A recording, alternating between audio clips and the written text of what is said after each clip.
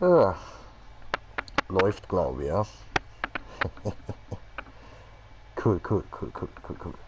Aber ich muss da noch kurz ein bisschen weiter aufrichten, die Kamera. Moment.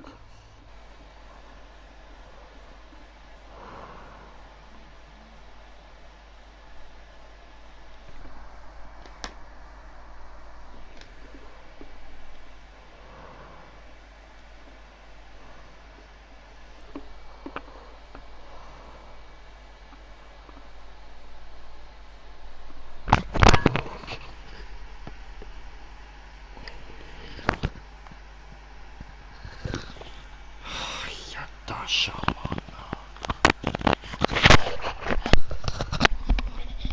Da schauen wir noch. So, da sind wir ja. Gut.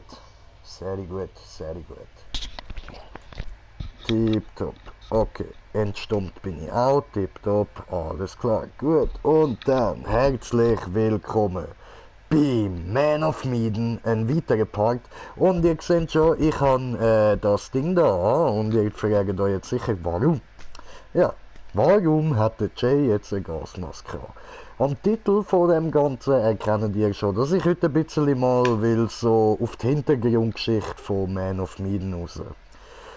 Und ganz ehrlich, Leute, das Ganze dort wäre sehr wahrscheinlich nicht passiert mit so Dingen.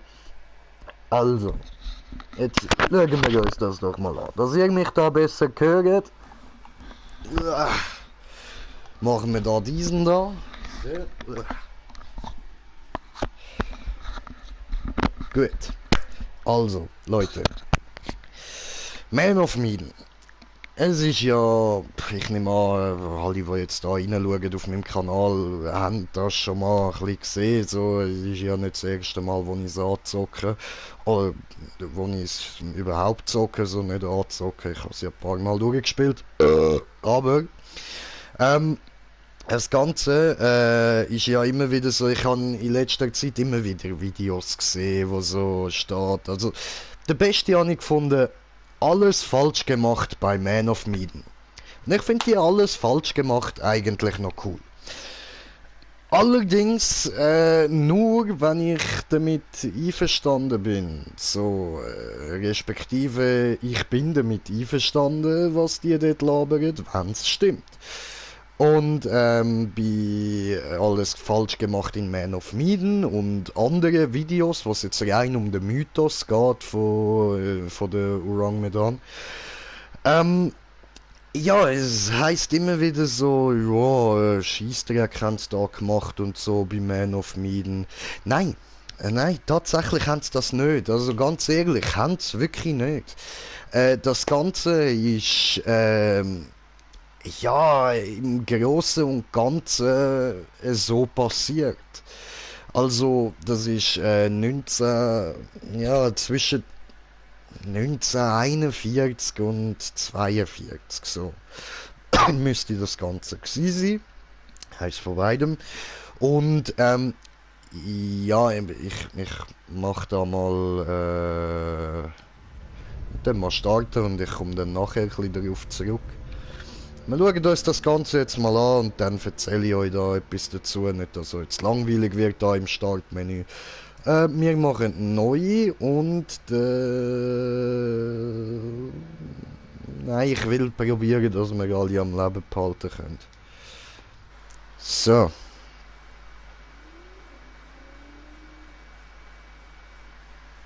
Ja, funktioniert. Gut. So. Ja, ja, ja, ja, und mir wartet. Also, dann kann ich euch ja jetzt schon mal ein bisschen etwas erzählen. Wie gesagt, das Ganze findet statt so, also überliefert ist es, gibt es verschiedene Quellen, die da etwas dazu sagen, aber es ist immer so im Bereich 1941, 42. Und entweder ist es im Januar 1941 oder im Februar 42. Das weiß man nicht so genau.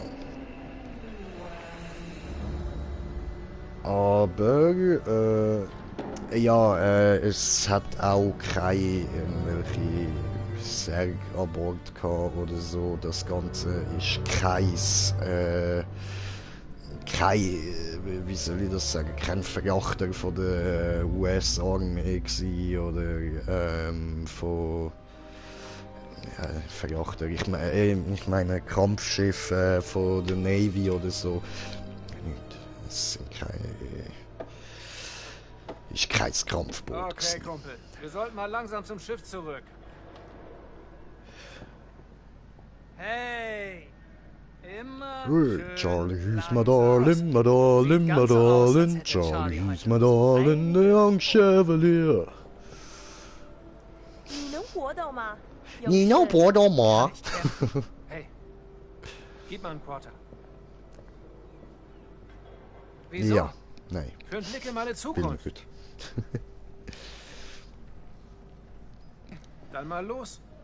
Was So. erwartet mich, Alter? 你对这些牌有疑问吗？ Okay, also, ich will wissen, was wird dann aus meinem... Ah gut, da ist gerade Pause, dann kann ich jetzt gerade mal noch ein bisschen weiter erzählen.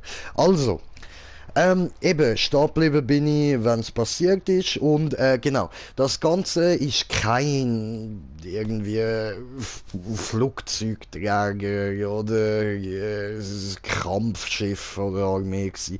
Das Ganze ist ein Dampfschiff gewesen. Ihr kennt ja Dampfschiffe, wie jetzt zum Beispiel so über den Mississippi cruisen und so.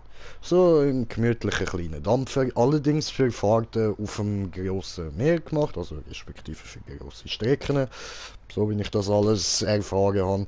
Und ja, es ist dann so gewesen, dass die dort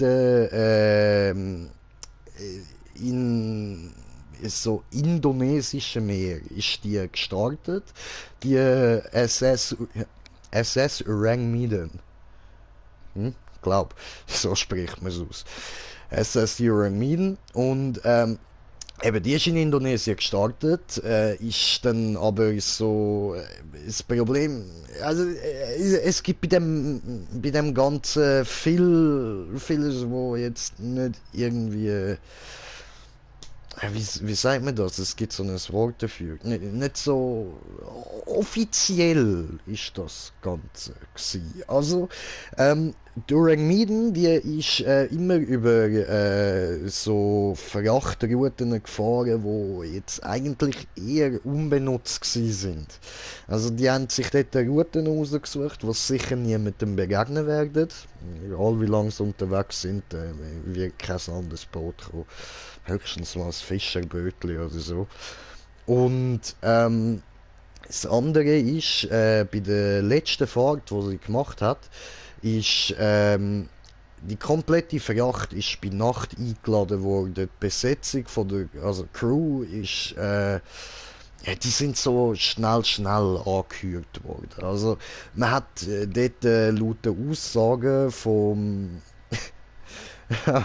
einzigen Überlebenden von der Urangmiden hat man gehört, dass sie, also es ist niemand irgendwie nach dem Papier gefragt worden oder so, du hast keinen Ausweis müssen zeigen, du hast einfach können sagen, ja, ich hätte jetzt Bock auf dem Boot dort zu arbeiten, ich würde gerne mitkommen. Die haben gefunden, oh, easy, kommst.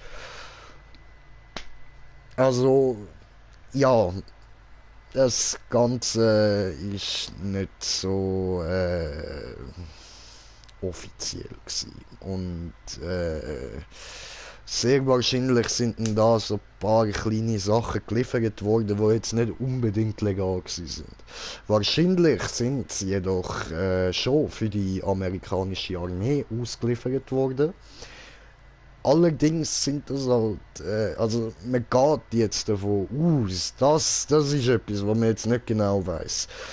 Da sieht es ja so aus, das wird man ja nachher dann auch sehen, bei der Szene, die nachher kommt. Blitz schlägt ein und dann tritt dort irgendwelche gelben Rauch aus diesen Kisten raus. Und also man nimmt an, sie haben einen Kampfstoff geliefert, und zwar Blausäure. Blausäure, das dürftet ihr alle kennen. Das ist das, wo die Juden damit vergast worden sind, soviel ich weiß. Also ich muss jetzt da nochmal nachschauen, dass ich da jetzt keinen Quatsch rauslasse. Ne? Also muss ich jetzt schnell nachschauen, in dieser Zeit haben wir da kurz das gesehen. Also ich will wissen, was aus meinem Sohn wird. Wird aus ihm ein guter Mann? Läuft alles gut für ihn?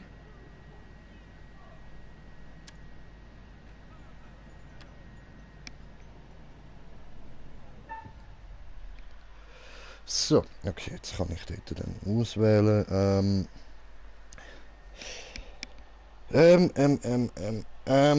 Ja, genau da. Oder? Nein, da. Bei der Blausäure, genau.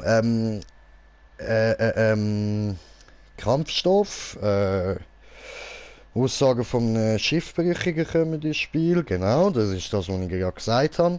Erster Offizier von der SS Urangmiden hatte behauptet, es ist ein Typ vom Fischer im Rettungsboot gefunden worden. Mit in dem Rettungsboot sind allerdings noch 6 Leichen gewesen. Und er, also der erste Offizier seiner Angaben nach, ist der einzige Überlebende dort. Und er hat dann dem Fischer, kurz bevor er gestorben ist, halt, weil sie sind jetzt wirklich lang auf dem Meer gewesen und irgendwann ist einfach gewesen, wenn du nichts zu essen, nichts zu trinken hast, ist gewesen, da verreckst du, ist normal. Und der ist dann halt eben dort im Sterben gelegen, wo er ihn gefunden hat und so, und hat ihm dann erzählt. Und zwar, dass sie 14.000 Kisten Schwefelsäure, Cyankali und zusammen noch mit mehreren Kanistern Nitroglycerin. Das Ganze ist verdammt giftig. Wie soll ich das anders sagen? Das ist einfach nur tödlich. Also, auch wenn du jetzt das alles einfach nur zusammen in einem Raum hast, dann komm ja nicht irgendwie auf die Idee, dort in eine Ziege anzünden oder so. Es macht Bumm. Es macht fett Bumm. Und zwar wirklich fett. Also, es wird auch erzählt, dass das Schiff am Schluss untergegangen ist durch Explosionen.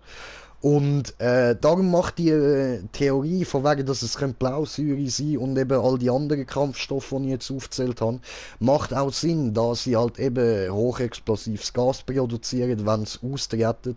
Sie sind insgesamt relativ geruchslos, werden also nach ein paar Tagen gar nicht mehr wahrgenommen. Und eben das ist so, er hat erzählt, das Zeug ist an Bord gsi und dann sei ich zuerst Besatzung vom Heizkeller krank geworden und nachher dann relativ schlagartig dann der Rest vom ganzen Schiff sind alle eben, man hat ja nachher ein Rettungsboot gefunden mit einem Überlebenden, 6 Toten und er hat dann Geschichten erzählt.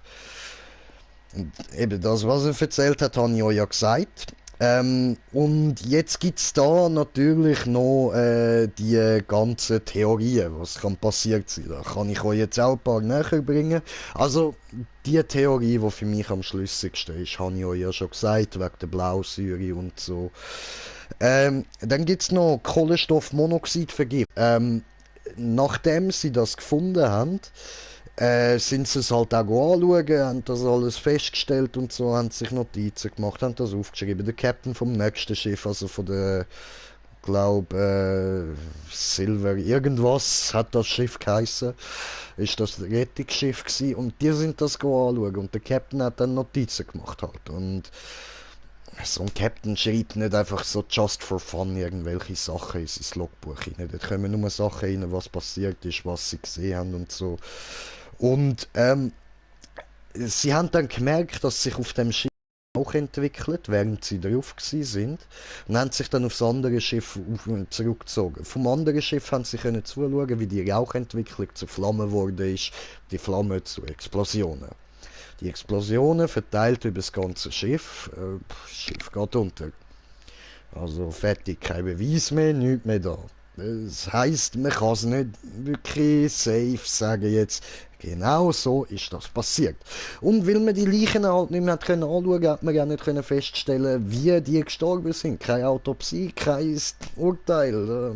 Läuft. Und ja, eben darum gibt es jetzt Theorien, was dort passiert ist. Die erste habe ich euch ja schon gesagt, eben mit der Blausäure. Die zweite ist Kohlenstoffmonoxidvergiftung. Und dort eben, da niemand die Leiche hat können untersuchen oder sich die Zeit vom Vorfall oder sich zu der Zeit vom Vorfall näher mit dem Vorfall selber hat können beschäftigen, weil es halt weit aussen war und safe einen Tag gegangen wäre, bis sie überhaupt dort gewesen sind. Eben darum sind sie auch erst am nächsten Tag dort angekommen. Genau. Können wir bis heute nicht mit Sicherheit sagen, was passiert ist. Eine Theorie könnte Kohlenstoffmonoxidvergiftung durch eine defekte Leitung sein. Das heisst, es könnte auch gut sein, dass dort beim...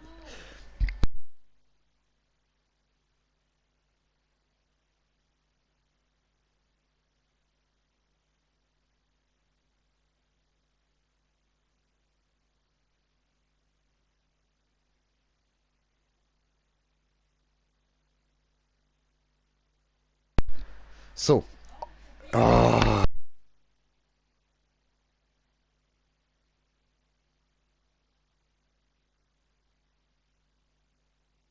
So, jetzt. Also. Ähm, Es ist dann aber halt so, dass man Gas von eben Kohlenstoffmonoxid und so, es würde auffallen. Also, auch jetzt zum Beispiel, wie soll ich das sagen? Wenn die Männer, die jetzt dort, auf das Schiff schauen sind, was passiert ist, die hätten das durch die Verwesung durchgeschmeckt auf dem Schiff. Das schmeckst das Gas. Das merkst du direkt, oh oh, weg. Und was dann aber auch noch könnte sein, ist eine zweite Theorie, und zwar, dass es japanische Massenvernichtungswaffen gewesen sind, wo das Boot gelagert hat. Und zwar ist es möglich, dass der Orang Meiden darum nicht registriert war, weil sie geheime Regierungsbesitztümer geschmuggelt hat. Laut der Theorie transportiert Meiden Güter aus dem berüchtigten japanischen Forschungslabor, äh, der Unit 731. Da weiß ich jetzt nichts darüber, da, keine Ahnung, müsst ihr selber schauen, was die Unit ist. Die sind während dem Zweiten Weltkrieg dafür bekannt gewesen, grausige Experimente an amerikanischen und chinesischen Kriegsgefangenen durchzuführen. Aha, das ist die Unit 731, okay. Und mit ihnen neue Antipersonenminen zu testen. Also die haben einfach mal gefunden, wir haben jetzt dort eine Mine verbuddelt, laufst bitte mal dort drauf und wollen schauen, ob es wirkt. Und ja, dann bist du gelaufen, sonst verschossen worden, also tot so oder so. Ähm, also es könnte natürlich auch ein bis dahin unentdeckter Kampfstoff sein, der eben aus dem Labor stammt. Aber dann eben ist die dritte Theorie mit der Blausäure, und das ist auch das, was ich mir gedacht habe, als ich zum ersten Mal von der SS Orang Medan gehört habe. Das garantiert, das muss gewesen sein, weil es weist halt extrem vieles darauf hin, und auch jetzt zum Beispiel, dass die alle Halluzinationen, Angst und dies und das gehabt haben. Das sind alles so Zeichen. Und am Schluss hat es noch fett Bumm gemacht, das ist auch noch so ein Zeichen. Also, ihr seht, dass es würde am meisten Sinn machen bis jetzt mit der Blausäure, weil die anderen Theorien haben wir jetzt gehört, und die machen ja eigentlich, das kann man eigentlich größtenteils jetzt eher ein bisschen ausschliessen. Also auch jetzt also mit dem Kampfstoff zum Beispiel, wo von Japan gekommen ist. Ja, eben, das ist jetzt unwahrscheinlicher. Also ich denke, das wäre dann auf einem viel besseren Schiff, viel bessere Schiff geliefert worden. So, jetzt ist es gegangen. Und zwar über normale Routen auch. Weil sie dort die Schiffe besser hätten können sichern.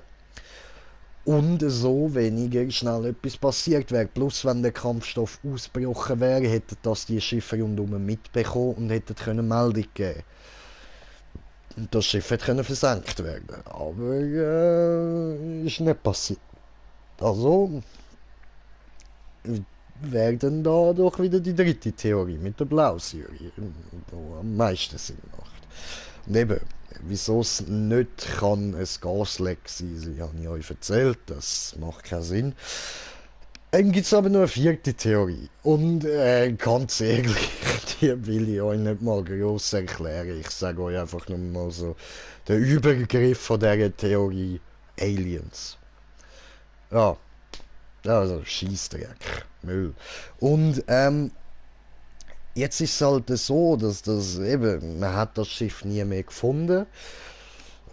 Es gibt keine Aufzeichnungen mehr, da alles zerstört worden ist, ausser halt die Bericht von dem Captain von der SS Silver irgendwas. Und dort, ja, es hat sich halt niemand wirklich darum gekümmert, bis dann ein paar Jahre später, dort hat man sich dann mal wieder ein bisschen das Ganze angeschaut, wo aber halt schon alles zu spät war. Also, ich muss nicht irgendwie ein paar Jahre, nachdem irgendwas passiert ist, dort probieren, das zu finden. Das findest du nicht mehr. Ja, das Boot ist wahrscheinlich eben aus Holz gemacht gewesen und nur leicht mit Metall gebaut. Mit der Zeit geht das unter Wasser kaputt. Wird weggespült, die einzelnen Teile, vor allem es ist halt explodiert. Also es sind nur noch Einzelteile übrig gewesen. Da gibt es keine grosse Hoffnung, die noch zu finden. Darum ist jetzt das Einzige, was wir haben, der Mythos von der SS Rangmidden. Und ja, so viel da dazu. Das wäre es eigentlich mal so zu der Vorgeschichte von der SS Rangmidden. Und ihr seht jetzt, das Ganze ist wirklich passiert. Eben, die Aufzeichnungen von dem Captain sind da. Die gibt's, und so ein Captain eben, wie gesagt, schreibt nicht irgendwelchen Müll in sein Logbuch. Das ist illegal, das darf er nicht. Im Logbuch falsche Angaben machen. Und darum eben, passiert ist passiert, aber man weiß halt nicht genau, was es auf sich hat. Aber sicher ist, das Boot hat es gegeben, die Leichen hat es gegeben, genau so. Ja, was jetzt mit dem Überlebenden ist, I don't know. Ich finde jetzt ehrlich gesagt, macht nicht so viel Sinn, dass jetzt der ganz alleine überlebt hat dort in dem Hurenbötli. Aber ja, wer weiß, möglich ist alles. 你能比你的朋友打得更好吗，勇士？ Genau. Klar. Hast du noch einen Quarter? Kommt auf deinen Deckel.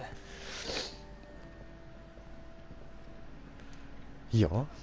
Ich probier's Und mit mal. dieser wunderbaren Vorgeschichte würde ich auch sagen, herzlich willkommen nochmal bei Man of Medan.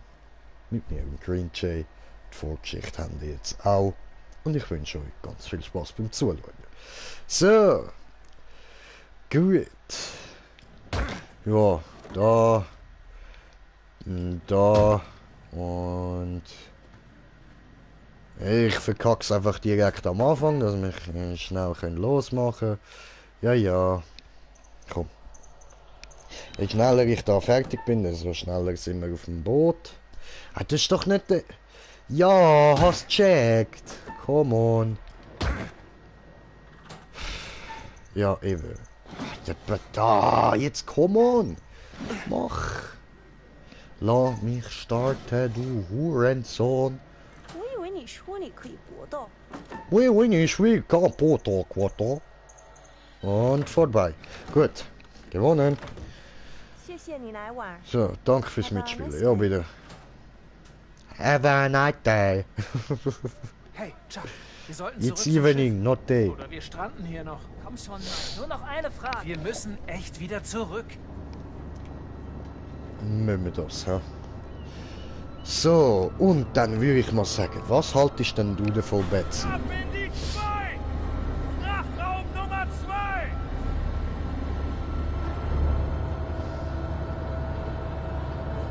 2! Er will auch wissen, wo das hinkommt.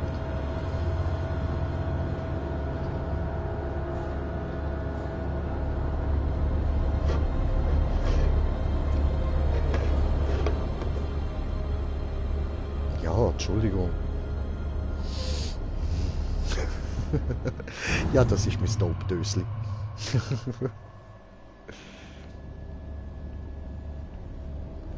So, und da haben wir jetzt Blausäure.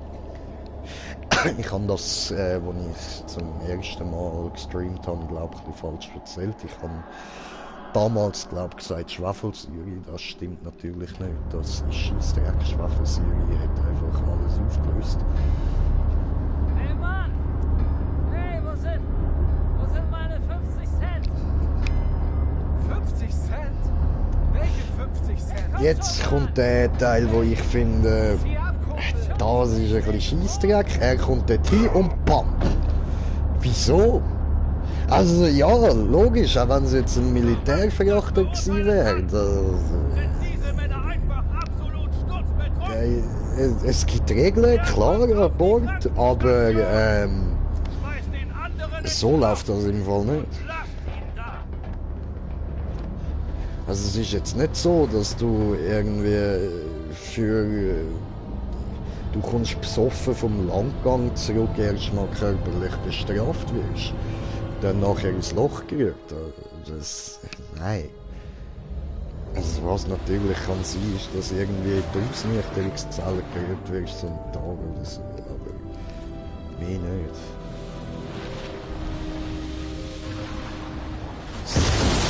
Sonst gibt es da Beschwerden über den Vorgesetzten, über seinen Vorgesetzten, und dann hat der mal ganz viel Scheiße ganz schnell am Hals.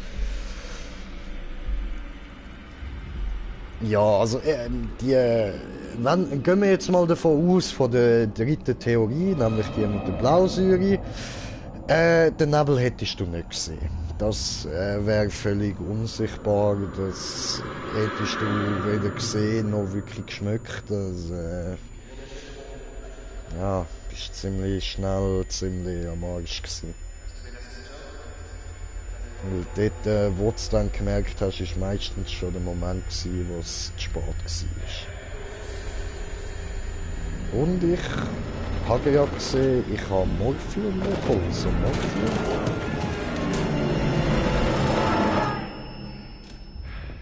Macht auch keinen Sinn. Also wenn du eins in die Fresse bekommst, bekommst du dafür kein Morphium, Mann. Morphium braucht man für die Soldaten, die richtig tiefe Fleischwunden und so haben. Dass die ein bisschen mit dem Schmerz klarkommen können. Es ist kein Heilmittel oder so, es ist nur ein Schmerzmittel. So, und ich muss mir jetzt da mal Bonparat machen, damit ich da gemütlich schmückeli. Und ja. Gibt es sonst noch etwas, was ich zu dem Schiff kann sagen? Nie mehr gefunden worden und so, alles erzählt, Geschichte habe ich auch erzählt.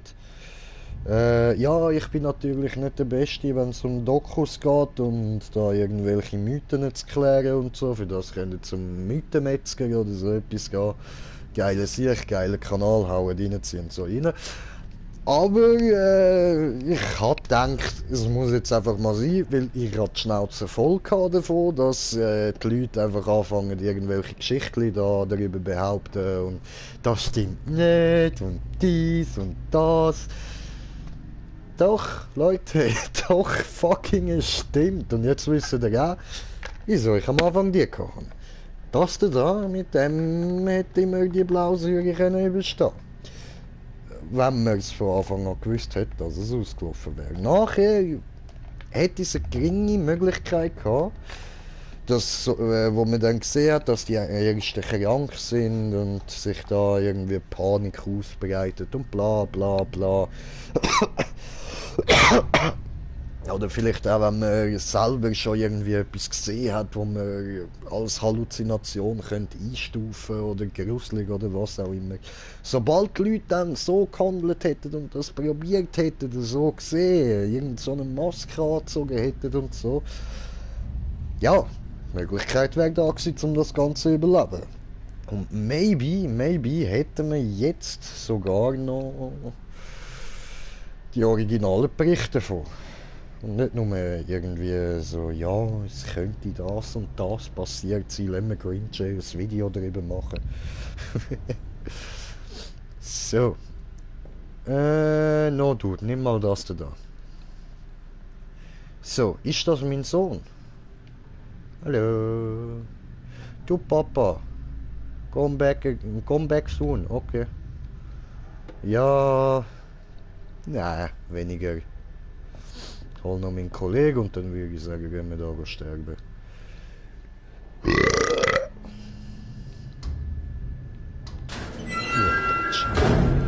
Was zum Teufel? Habe ich vergessen. Jo, da. Zigarette. Oh, eine Schlüssel. Ja. So. Ich muss sagen, ich finde, das Ganze ist eigentlich sogar sehr gut nachgeforscht worden. Weil eben, ihr seht, da überall sind irgendwelche Leute eingeschlossen, überall hat es Tote und so, und dies und das, und alle sehen ängstlich aus und mal, finde ich, haben es gut gemacht. So.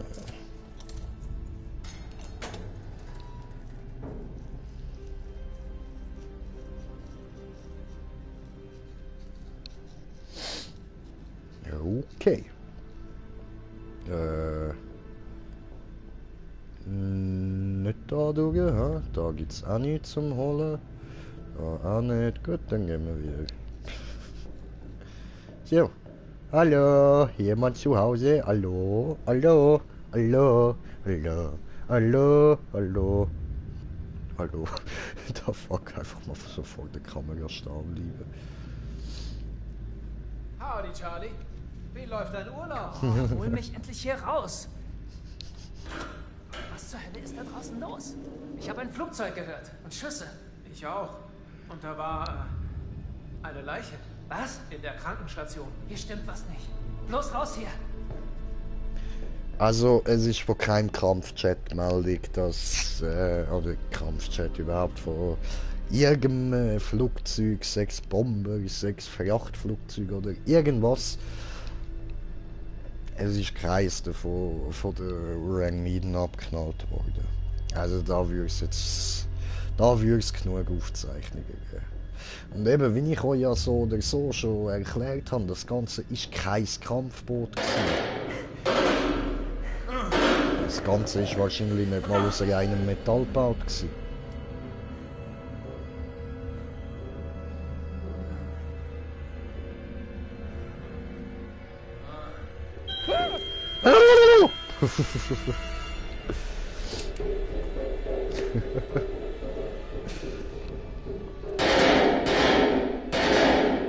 Okay. Affi-Curry, Affi-Curry. Was zur Hölle? So, jetzt würde ich sagen, nach all diesen Infos ist mal Bon-Time für mich. Habe ich gut gemacht, Infos durchgegeben. Wenn ihr noch irgendwelche Fragen habt, so, dann einfach erzählen. So, ich muss jetzt da noch kurz nachschauen, YouTube, ich glaube, ich habe einen Kommentar bekommen. Habe mich nur nicht aus der Konzentration rühren lassen, für Green Jay ist es so oder so schon genug schwer, um etwas zu erklären. So. Jo, Mike, was Stisselmann Nissel. So. Blubbi. Toll, ich habe mir gerade auf die Lippen gebissen. Also innen dran, die Lippen drauf gebissen.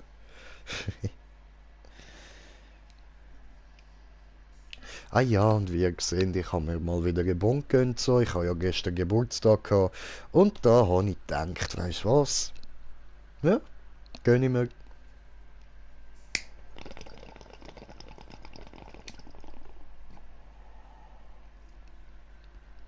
Chillig.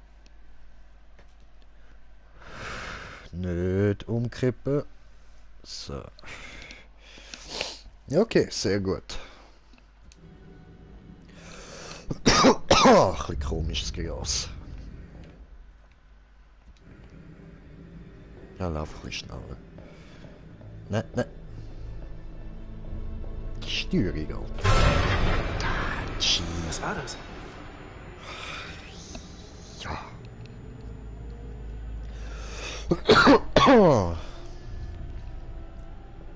Okay, okay, macht weiter.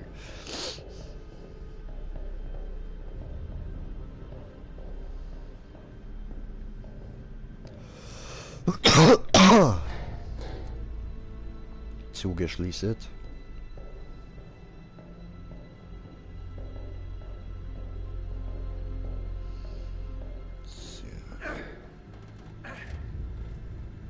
Hey, Charlie, hilf mal. Nö.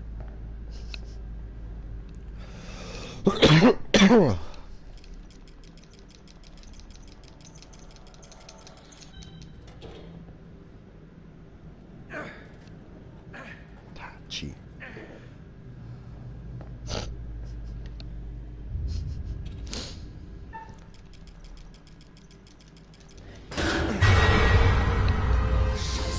Dich habe ich Du erwartet. sagst es. Totale Scheiße.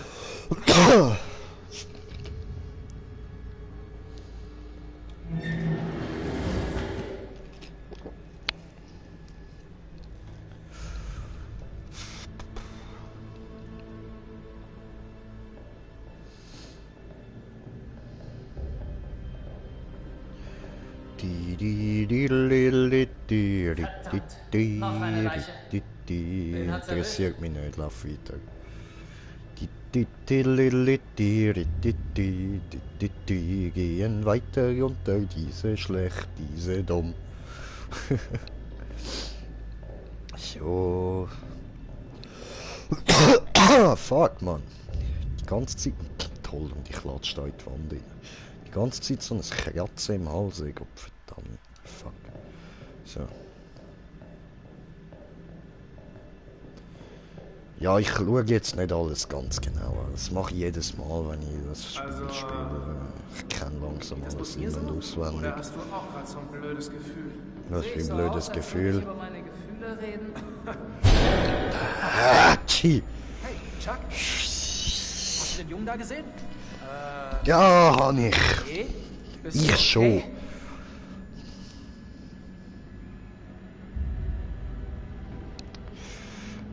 Ja.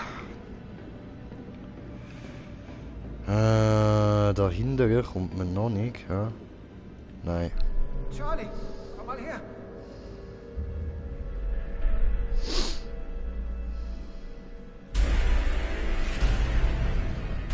Mir ist gerade aufgefallen, einer von denen ist barfuß dort. Warum?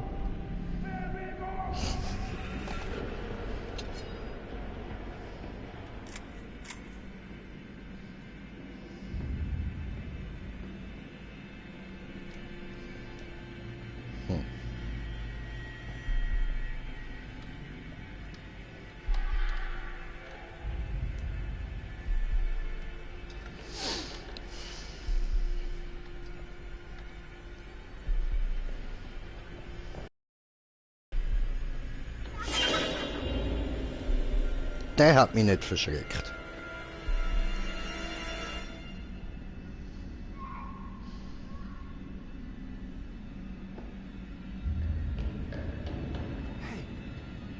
Komm her.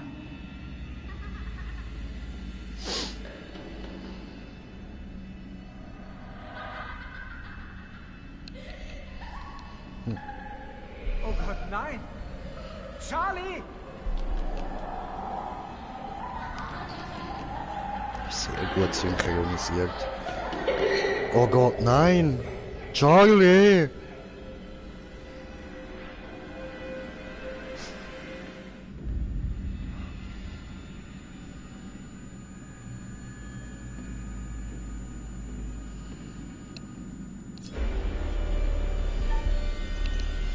I will shoot you. Fuck you!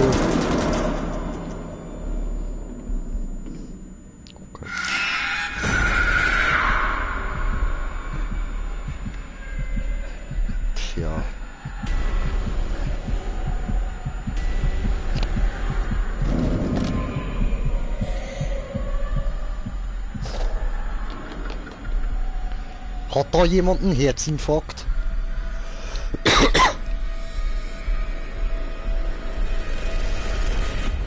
Gut, der sieht jetzt nicht so ängstlich aus, also das muss man natürlich schon sagen. Der hat es nicht so gut. Da haben wir noch den Funker, den ich euch vorher das Original vorgelassen habe. Ah, komm schon! Komm schon, verdammt!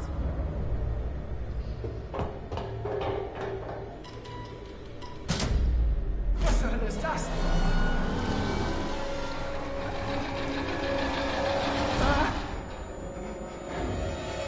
Ich will gar nicht wissen, was der dort gesehen hat, Mann.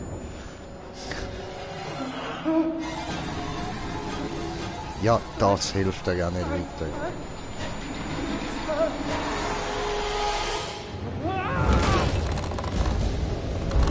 Ich fände geil, wenn sie das mit den originalen Wörtern gemacht hätten, die benutzt worden sind vom Funker.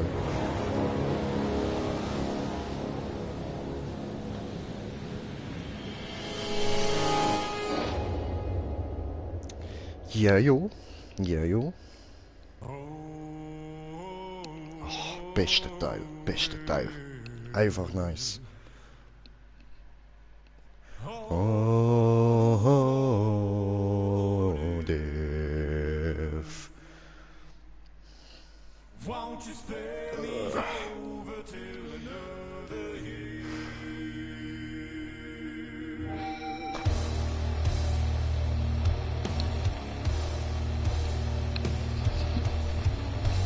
Jetzt kann ich das ein bisschen kleiner machen.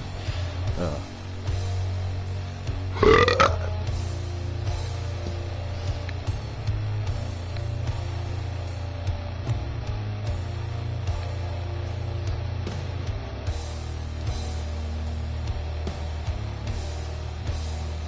Well, what is this that I can't see?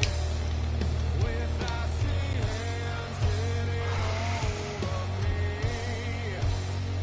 Well, I am dead, none can excel. I open the door to heaven and hell. Too late to all farewell.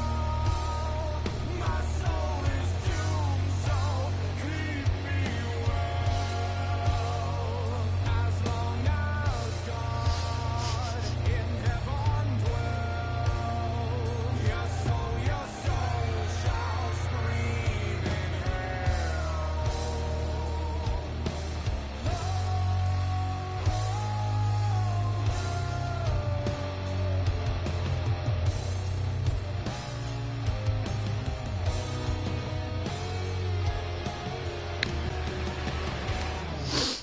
Ja. Einfach Hammer. Ich liebe das Lied, man. Ich habe es mir vorher auch schon angelassen und darum mache ich das jetzt gerade. Kreator, mein Bruder. Und willkommen in meiner Fuck Gott.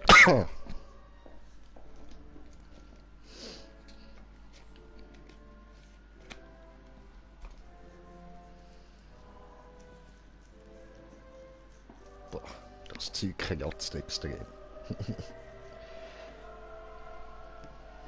So, tippen wir da noch ein bisschen. Ich bin der Kurator. Tabak Der kriegen. Kurator der Geschichten. Ich weiß. Geschichten über Liebe und Hass. Ja, ich Gier weiß. Und Schönheit. Ja, ich Leben weiß. Und Tod.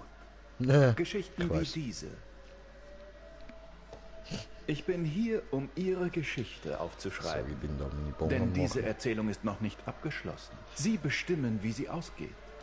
Und Ihre Entscheidungen bestimmen auch, wie das Leben all derer verläuft, die Ihren Weg kreuzen. Oder ob es endet. Wir alle fällen Entscheidungen nach unserem eigenen moralischen Kompass. Und müssen dann mit ihnen leben oder durch sie sterben. Aber fürchten Sie den Tod nicht. Er ist schließlich unvermeidlich.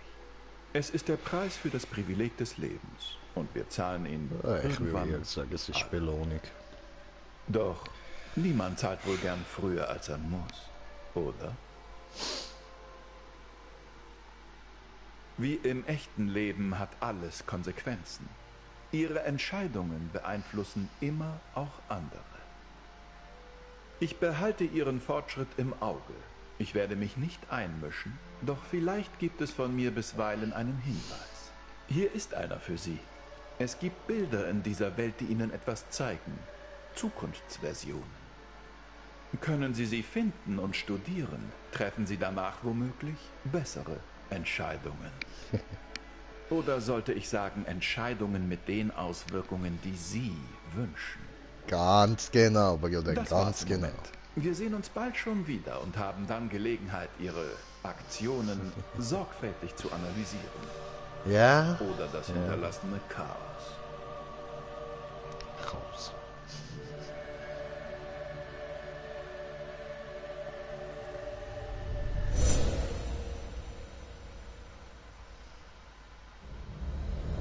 Ja gut, dann würde ich sagen, spielen wir noch schnell da den langweiligen Teil durch. Und dann mache ich dann einen Cut, wenn es dann anfängt spannend werden.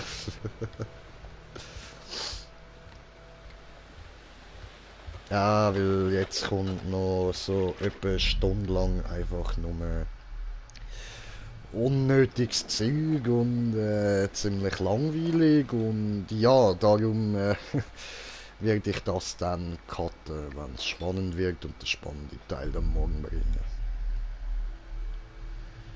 Jetzt haben die ja da schon genug müssen leiden unter mir, ja. Unter meinem Geschichtli, das ich euch vorher ja müssen bestellen wir erzählen. einfach Nachschub. Also, Gibst hör du mal, Nachschub, alles klar, Ich war noch das nie wird da dann geliefert mit einem Unten? Jetski. im Wasser, tauchen. Kannst du mir zeigen, wie es geht? Echt jetzt? Ja? Ich meine, du bist echt hier ohne eine einzige Tauchstunde? Das hast du ihm nicht Ja. vorher können sagen.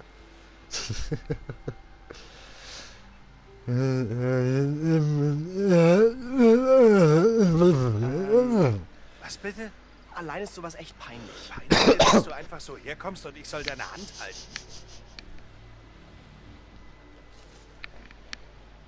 Hey, Vorsicht! Die Tauchkamera war wahnsinnig Brüderchen. teuer. Food. Sei cool. Was? Julia und Conrad sind, tja, also alle beide stinkreich.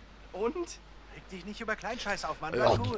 Digga, ich Lass mich verstehe nicht das bereuen, schon, dass ich dich Alter. mitnehme. Also, wenn irgendwie meine Kamera würde an den Arsch gehen, wenn ich da unterwegs bin und gerade das Video vor euch, Ey, du weißt doch, für dass euch ich würde aufnehmen. mit neuen Leuten nicht gut kann. Und Ja, wenn ja. meine Kamera an Halt die Arsch Klappe. ist mir scheißegal, ob dort irgendwelche Sei doch reiche mal Bastarde locker. dabei Komm sind oder schon. nicht. Wegen Sag dem auf ist dieser gleich meine Reise einfach Kamera zu am einem Arsch Ja. und ich kann mir Halt. keine neue Glaub leisten. mir. Ich will, dass du dich amüsierst. Okay, aber was, wenn jemand auf blöde Gedanken kommt? Dass ich nackt rumrennen soll? Metaphorisch gesagt. Dann Sei machst einfach du cool. das. Wenn jemand amigo. will, dass du nackt Die Kamera rumrennst, ist dann cool. mach das, Digga. Sorry, ich hab Stress. Hab ich ja Hätte schon, ist gedacht. nicht so schlimm. Dass ein Medizinstudium so schwer ist. Überraschung. Und Mann, diese Fernkiste mit Julia ist echt hart.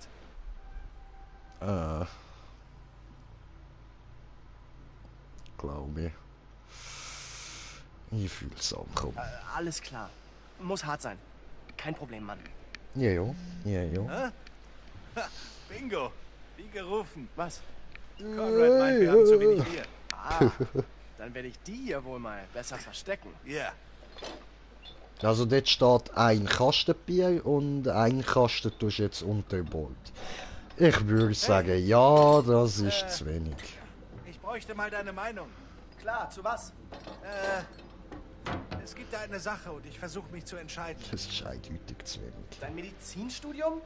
Nee, aber eine von diesen wichtigen Entscheidungen, weißt du?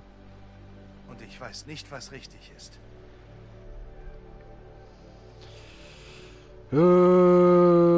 Hör auf deinen Bauch. Hör auf deinen Bauch. Der sagt's dir schon. Ich schwöre. Hey! Begeistert, Konrads Schwester. Alex, Freundin und unvorsichtig. Ja, cool. Echt super. Oh. zuerst mal die Charaktervorstellungen Tut mir wieder. leid. Und das Witzige ist, auch, das du ist könnt da einfach aufs Hey, Boot, der wie geht's, Captain noch nicht mal da, Alter. Wenn das mein Boot Vorsicht, wäre, ich Jules. hätte den Trip direkt Ein wieder Lady abgesagt, verpissen euch. Freut mich, Conrad. Scheiße. Das ist Brad, mein kleiner Bruder. Aber ja, Bradley! feeds the Ich glaub, money, ich kenn dich ja. schon, hab viel von dir gehört. Ja, gleichfalls. Hab ich dir gefallen? Hey, Lust auf ein Bierchen? Jede Sekunde. Ha, ganz schön dick aufgetragen. Minuten hätt's auch getan. So, wir trinken noch nicht jetzt, Ganz ehrlich, weil ich ich werde öfter mal. will ihn eigentlich eben seekrank. dabei haben. Brad? Bradley. Ray Bradley. Nur ein Mittel macht dich seefest. Das aus der Flasche. Weißt du was? Nein, ich glaube, Gut. es ist besser, wenn ich jetzt trinke, als wenn ich nachher trinke. Guter Mann, Bradley. Mords Mast hast du da. Martin.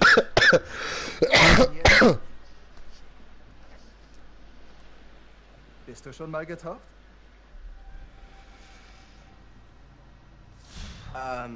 Eigentlich nicht. Habe ich noch nie gemacht. Wasserjungfrau. Cool. Hey, das ändern wir heute. Bin auch ganz lieb. Nee.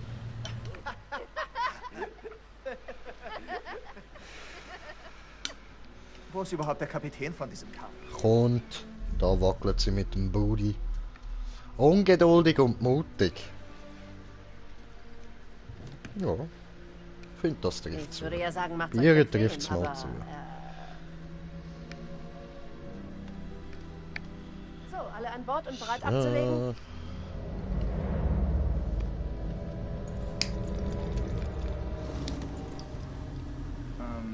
Wenn es dir recht ist, Captain.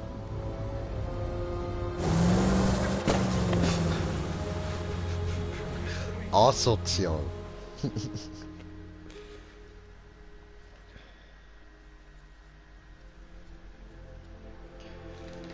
You shall burn, motherfucker, you shall burn.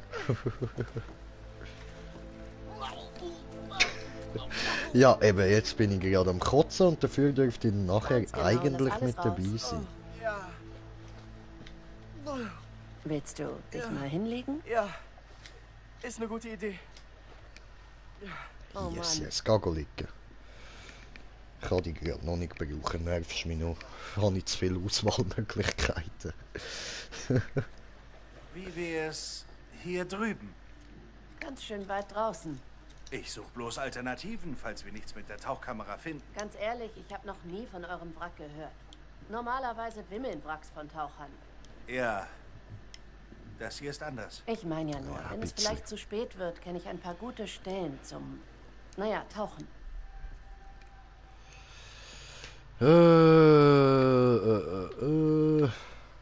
Brad weiß Bescheid.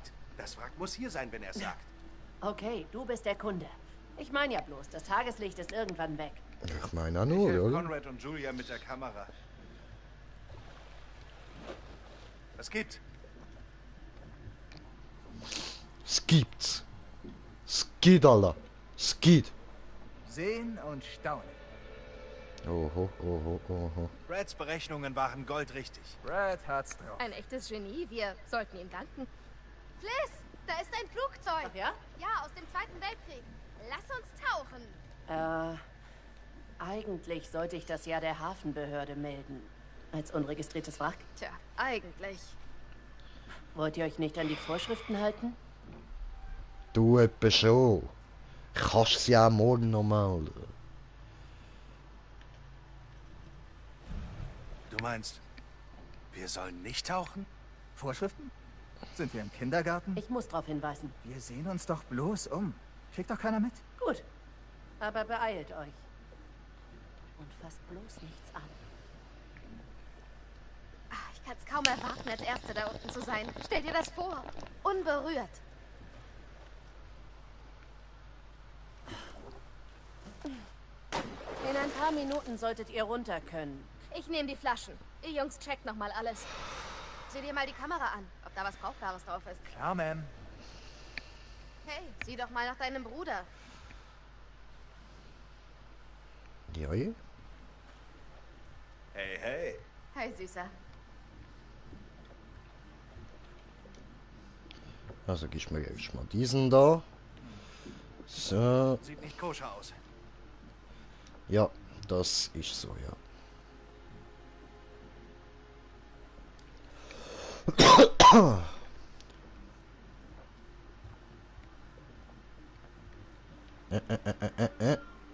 Da oben habe ich jetzt noch nicht wollen.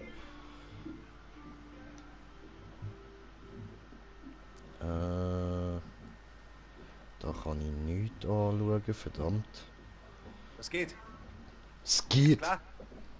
Sorry, geht. das Bierchen war dann doch zu viel. Ja, es geht. Hey, gehört alles zum Abenteuer. Ja, Mann. Tut mir leid, dass ich alles versaut habe. Keine Panik. Das ist alles nicht so schlimm. Alles easy. Ruh dich Ja, aus. mache ich da eins Komm auf einfach Batman. nach. Ich bin Batman. Dam. Gut.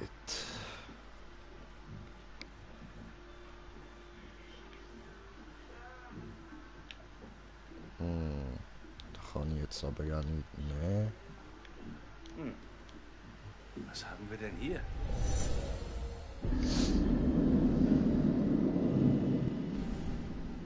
Ja, das wird anders laufen bei uns.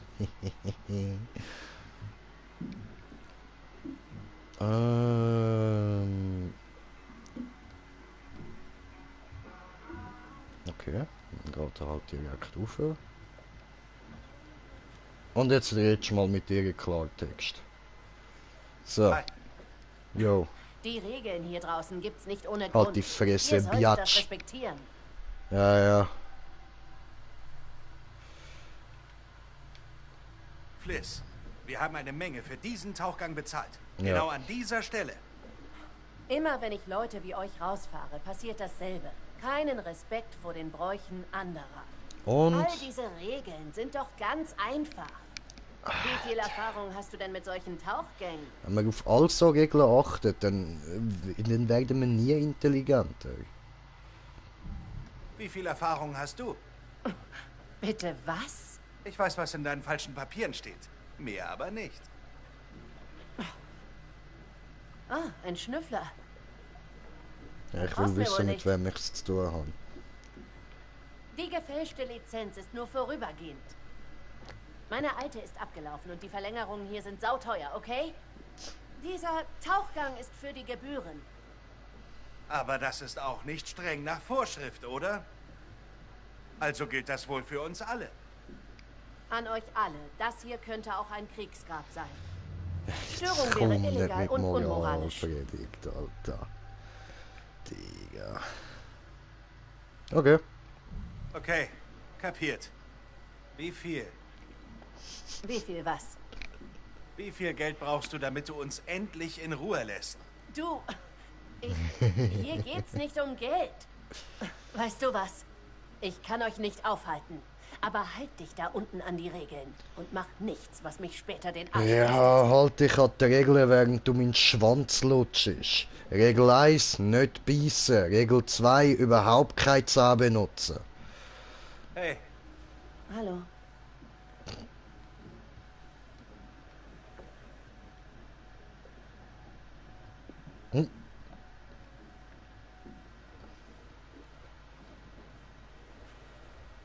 Hey Jungs, Flaschen bereit. Hoch die Flaschen.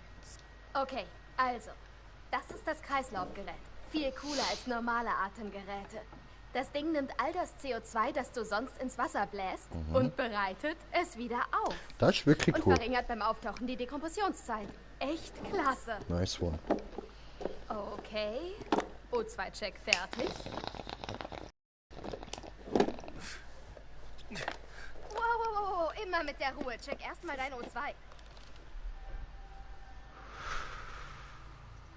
danke für deine Hilfe.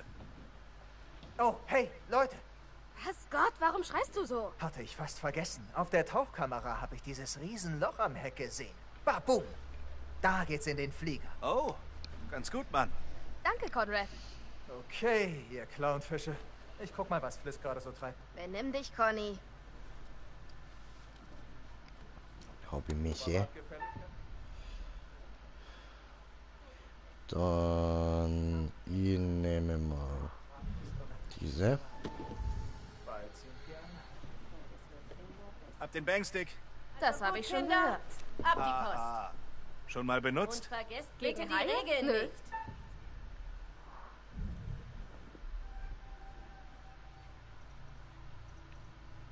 Vielleicht schmeißen wir das Ding heute Nacht nochmal an. Nur für uns beide ganz allein. Mit Bangstick oder ohne? Da platzt der Bugkabine glatt ein Bullauge.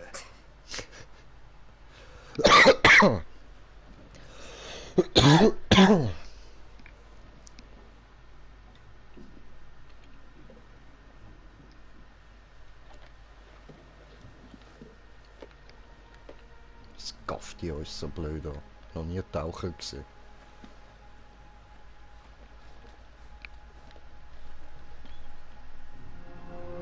Ui, ich habe einen kleinen Penis.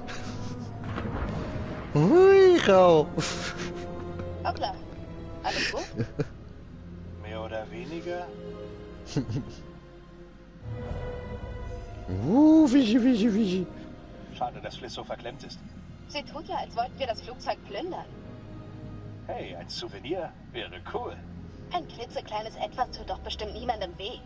Das bleibt Jo, unser ja. Geheimnis. Das Wrack wird ja auch nicht täglich überprüft. Da.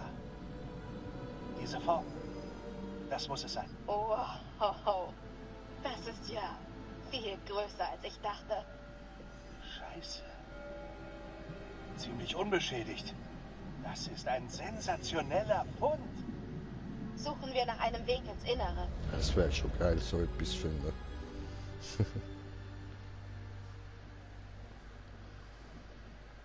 Hey da, Captain. Kleines Bier mit dem ersten Offizier.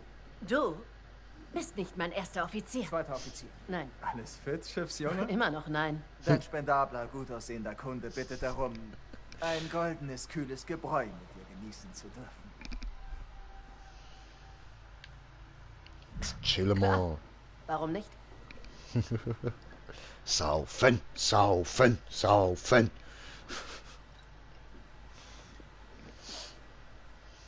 Nettes Boot hast du hier. Wie bezahlt man sowas?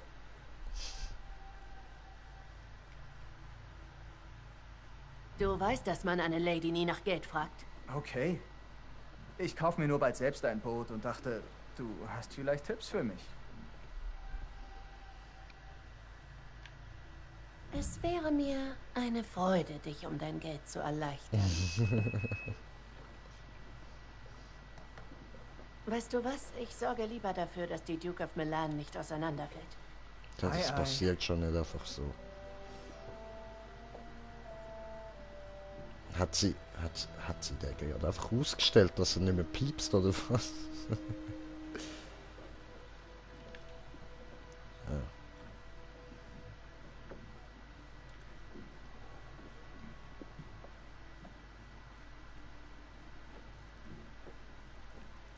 Duke of Milan, 20 Meilen nördlich der Küste. Over.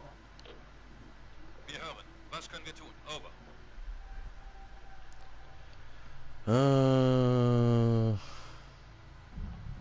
Bitte Wetterbericht für meine Region. Over. Schwere Sturmfront zieht aus Nordwest in Ihre Richtung. Gewitter. Windgeschwindigkeit 21 Knoten. Beobachten. Wir werden morgen vorbeikommen. Over.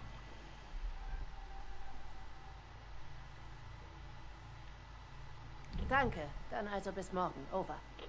Okay. Das ist interessant. Das habe ich noch nie gemacht. Also jetzt ist die Küstenwache schon mal alarmiert, dass sie morgen kommt. Oh, okay. Warte, ich gehe noch kurz da. Aber... Oh nein, drauf geschissen. So. Hey, Ja, alles Dude. senkrecht? Nein, alles waagerecht. Du scheinst deine Auszeit ja in vollen Zügen zu genießen. Ich habe viele Immer. Talente. Ich auch.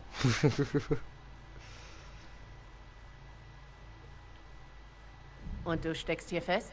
Ganz allein. Hey, ich dachte, warum da unten im Dunkeln rumstrampeln, wenn die Aussicht hier so gut ist? Ja. Ich muss auf die Taucher achten, aber das hier können wir später gern noch weiter fortsetzen. Privat und mit meiner vollen Aufmerksamkeit. Privat. Du, ich, wir zwei, ganz allein in einer heißen und tiefgründigen Debatte? Digga, ich clear sie für dich, Mann. Alter Bruder, du weißt, man, Wingman. Kann ich mein noch mit Captain. ihm reden? Kann ich was für dich tun? Da fällt mir bestimmt was ein. No. Ah. Vielleicht später, wenn du ganz brav bist. Oh, jetzt geht's nicht mehr.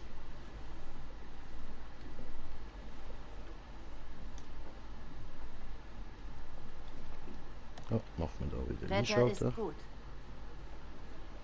Okay. Gut.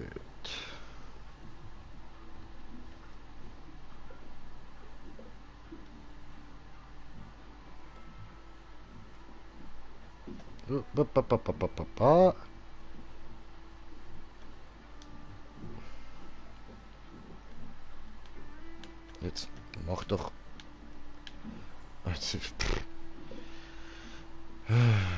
Was steht denn da?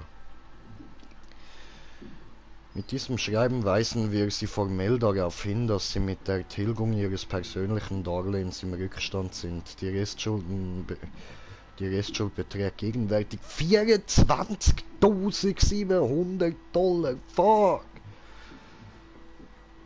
Alter!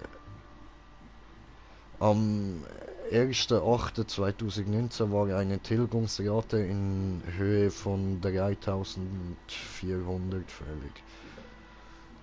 Dieser Betrag ist seitdem überfällig. Sie haben mehrere Zahlungsaufforderungen sowie Gesprächsangebote hinsichtlich einer Umschuldung ignoriert.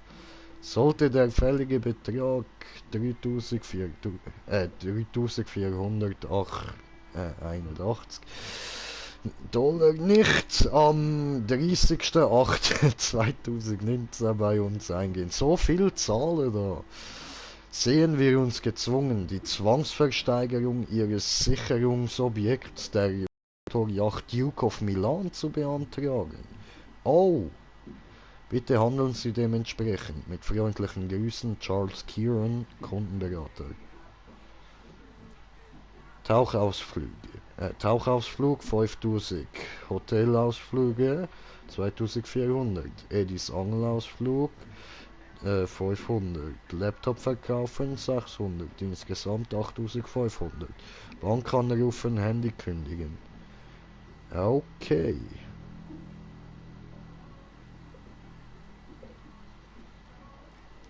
Alles klar.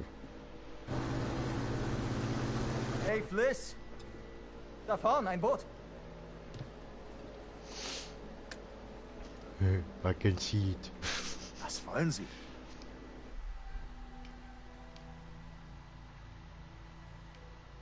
Kein Boot der Küstenwache. Wir gehen nicht in den Knast. Was machen wir jetzt?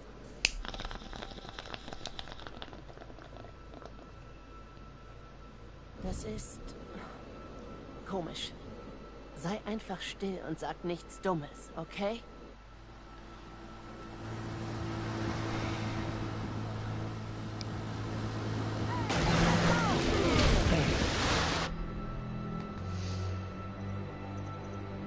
Hey, verschwindet hier! Was soll das denn werden?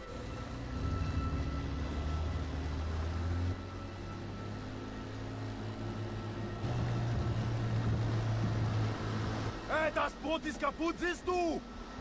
Unser Boot! Das regeln wir schon, Mann. Ist kein Problem. Was meinst du, würden 10 Mäuse reichen? Mein Fehler. Sagen wir 20. Oh Mist. Meinst du doch eher 30? Krieg ich noch hin? Okay, Jungs. Ihr könnt echt gut feilschen. Schon gut. Hier. Nehmt einfach den ganzen Pott.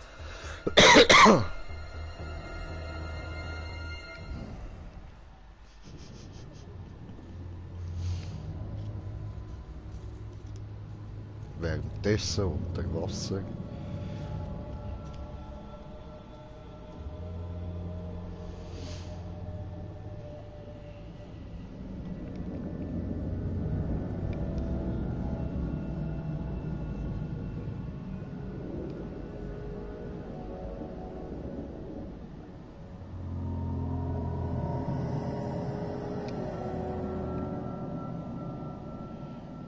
in den Kopf. Conrad hat was von einer Öffnung gesagt.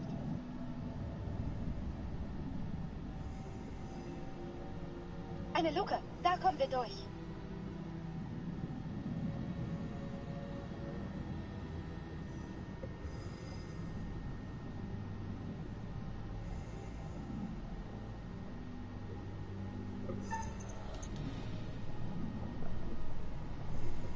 Hey, Vorsicht. Kann gefährlich sein. Ja, nein. Ladies first. Ich will nur mal kurz anmerken. Heilige Scheiße, Alex, wir haben's geschafft. Ist doch unglaublich. Ein Traum. Sehen wir uns.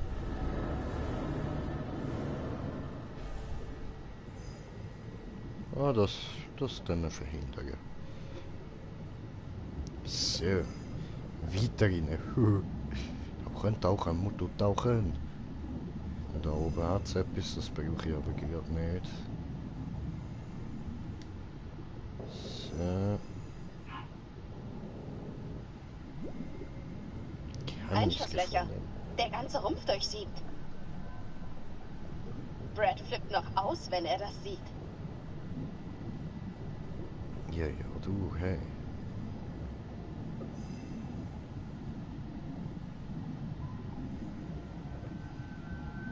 Du, ist das alles gewesen da drinnen? Nicht, oder? Ah, eben. Sieh mal. Im Bombengestell hängen Rettungsboote. Interessant.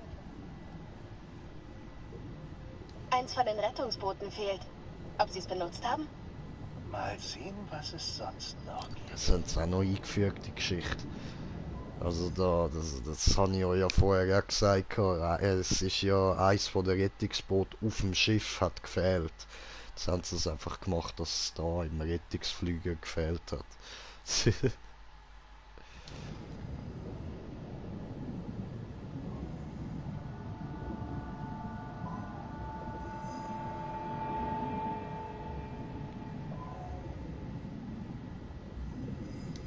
Mein Gott. Ist doch cool.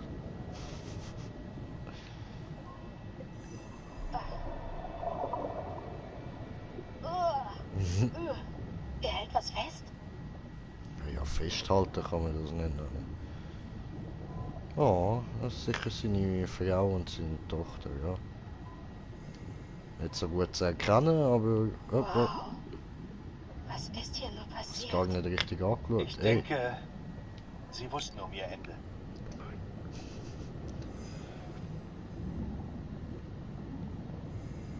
Ist da nichts? Nee. Okay. Was war das? Sehen wir nach. Boomstick. Kapusch.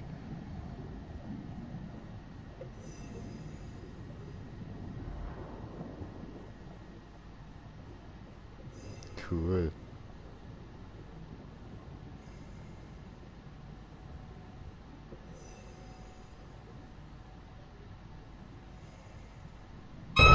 Dachi, du Fisch, Alter. Mich fast. Ah. Ist doch schön warm. Jumpscare. Oh, Schwimmscare. Pilot und Co-Pilot. Kein Zweifel. Flugzeugabsturz. Echt kein schönes Ende. Oh, der hat aber böse Kugeln in Grind kassiert, Mann. Shit. Ja, dann ist es wahrscheinlich darum abgestürzt. Ha. So. Hehe. Setz mich hin. Das Zeug liegt schon ewig hier unten. Ja, ja, ja.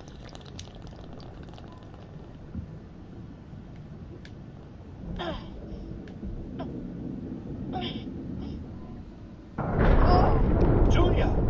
Gott! Fass Entschuldigung. sonst einfach nichts mehr an, klar? Ich habe irgendwie zurückgehalten. Obwohl... Er hält was fest. Ah, ich kann das nochmal nehmen. Sehr cool. Steht da etwas hinten drauf? Nein. Okay. Ja, dann.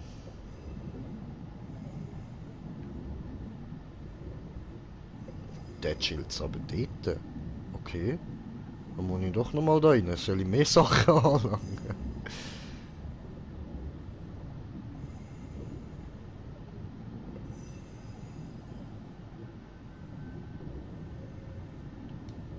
Hallo? Hallo? Passiert da noch was? Nein? Ja, okay. And I will go back.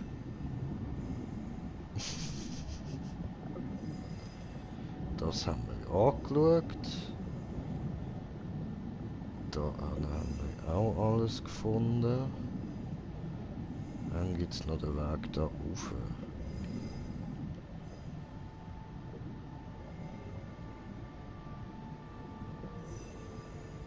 Ja, Julia, ist das auch stopp! einfach gegangen. Da passt du nur ohne Tauchgerät rein. Ah, nein, das geht schon. Das Rohr ist ziemlich eng. Wenn du ohne Kreislaufgerät stecken bleibst. Alles gut, alles gut. Sei nicht so ein Weichei. Ich schaff das. Genau. Weichei? Im Ernst jetzt? Bin ich tot? Was geht hier vor? Riskier mal was, Feigling.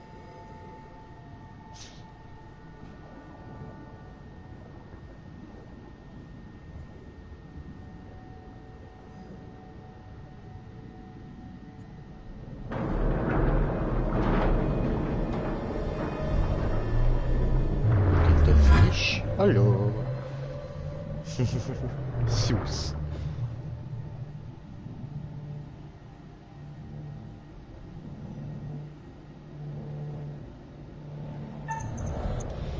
Hab's.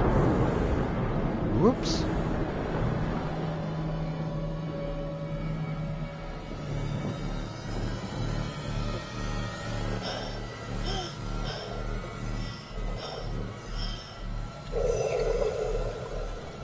Cool. Bau hier unten Scheiße und das war's. Eine Chance, kapiert?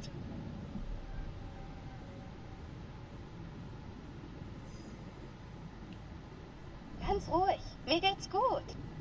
No problemo. Easy. Das war ein Rettungsflugzeug. Von einer US-Basis.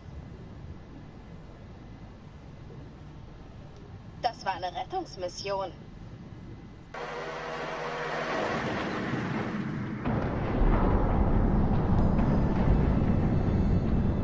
Wir müssen hier raus. Jetzt!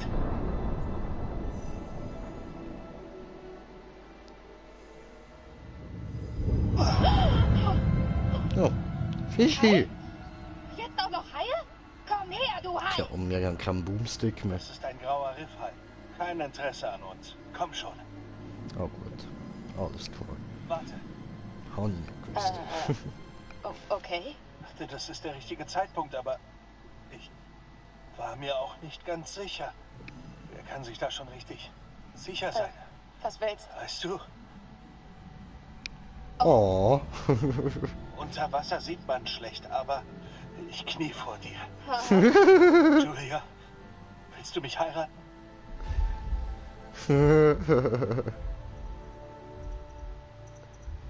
Ich... Oh Mist. Sorry, Alex. Ich hab nicht...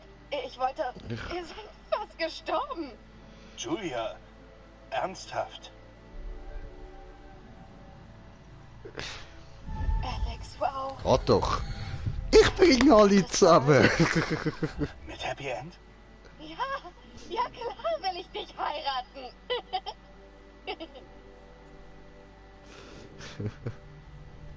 Gemütlich, gemütlich. Okay, starker Held. Wollen wir jetzt aus dieser nassen Todesfalle fliehen? Fliss, hier Julia. Wir kommen rauf. Over. Hey, wo kommt das andere Boot her? Okay, bye. Warte. Julia, erst die Dekompression. Hey. Scheiße. Was zum Teufel? Wir müssen darauf. Warte, Ah, die sind nur am Grillieren. Verdammt, stimmt ja. Die Dekompression. Mhm, nicht kotzen, du. Oh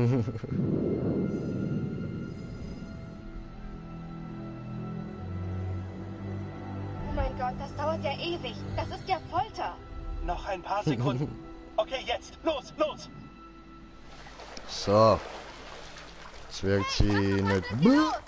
Was war denn los? Alles cool, Mann. Alles wieder am Lot. Sag ich doch, alles gut. Wir hatten einen Unfall. Mit dem Grill. Und ein bisschen Sah Geld. aus, als wäre das Boot explodiert.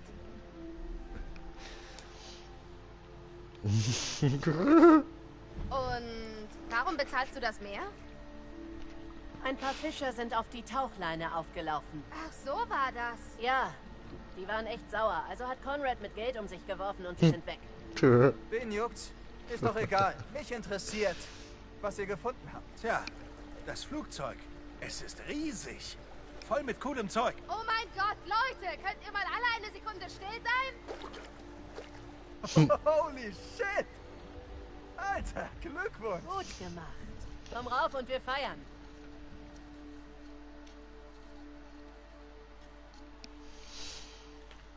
Haha, Grinch did it.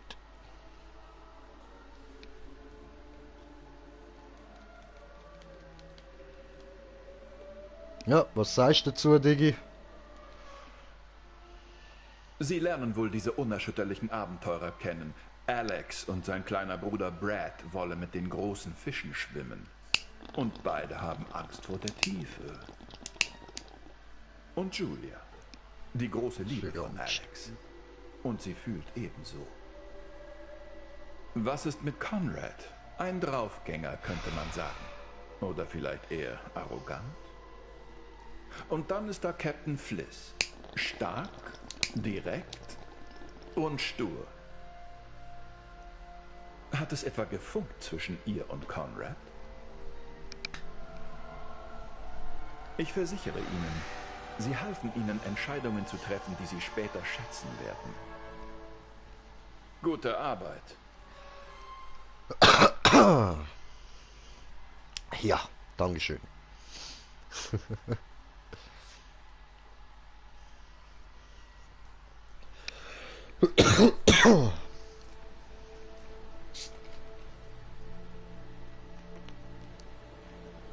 Also, wir waren gerade erst dem sicheren Tod entkommen und... Naja, so sicher war es nun auch nicht. Und dieser Klopskopf. Klopskopf? Dieser Klopskopf holt einen Ring von wer weiß woher. Genau, wo war der Ring eigentlich? Ein Gentleman genießt. Nebenbei bemerkt, diese Lady war beeindruckt. Ja, gut gemacht, Bro. Wollte Conrad nicht erst Fliss helfen und dann mehr Bier holen? Vielleicht hat er gedacht, hey, ich trink mal eins und wurde betrunken. Und er hat uns vergessen weitergetrunken. Und weitergetrunken und dann war alles weg. Klingt, als hättest du Erfahrung mit dieser Art Phänomen. Genau, so geht das schon seit Jahren. Ich suche ihn mal. Oh, da steckte ein Geschoss im Flugzeug. Es ist unter Deck, wenn du mal gucken willst. Ja, voll. Und? Zukünftige Mrs. Julia Smith, wie klingt das für dich?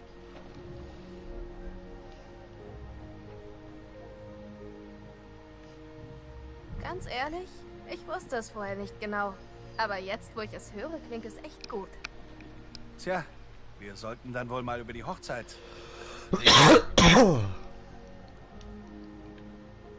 Na, das klingt doch gut. Ich habe aufgepasst. Ich kann's kaum erwarten, dass wir alles planen. Ich hatte Angst, du sagst nein.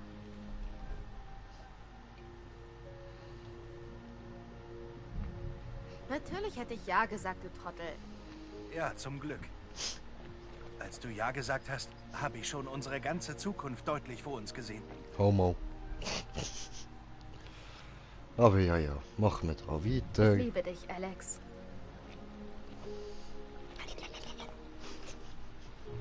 Wo sind alle hin? Das muss doch richtig gefeiert werden. Ich suche sie. Entspann dich. Hey, mein Bruder gesehen? Oder Fliss? Nein, ich war abgelenkt. Holen wir sie. Klar.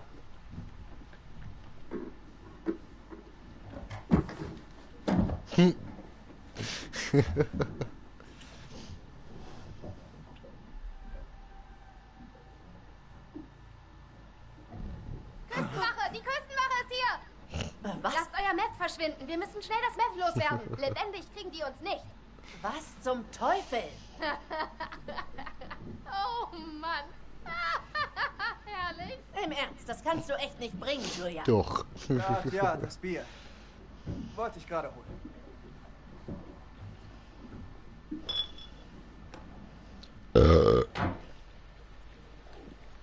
Ja, ich hätte eigentlich gerne noch da die Patrone in die Hand genommen. Noch ein bisschen genauer angeschaut. Okay, wo wir schon alle hier sind, sehen wir uns doch den Navigator-Blog an. Vielleicht finden wir raus, warum das Flugzeug da war. Wo ist er denn? In deinem Koffer. Okay, ich hol ihn. Hey.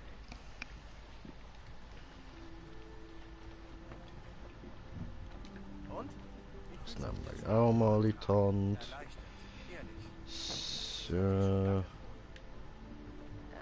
Ja, die ist echt überzeugend. Ja. Das sollte in Erinnerung bleiben.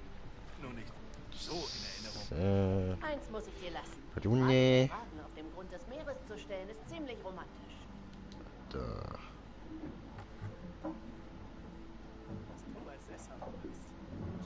Cool. Was meinst du? Meinem Herzen folgen? Also, so kitschig bin ich auch nicht. Und Ja. ich meinte das Studium. Egal. Brüder für immer, Bro.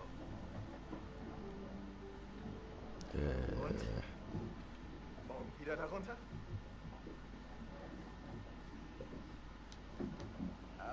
Naja, ein bisschen zu gefährlich für meinen Geschmack. Keine Angst. Ich komme mit Da. und pass auf. Was ist denn jetzt mal,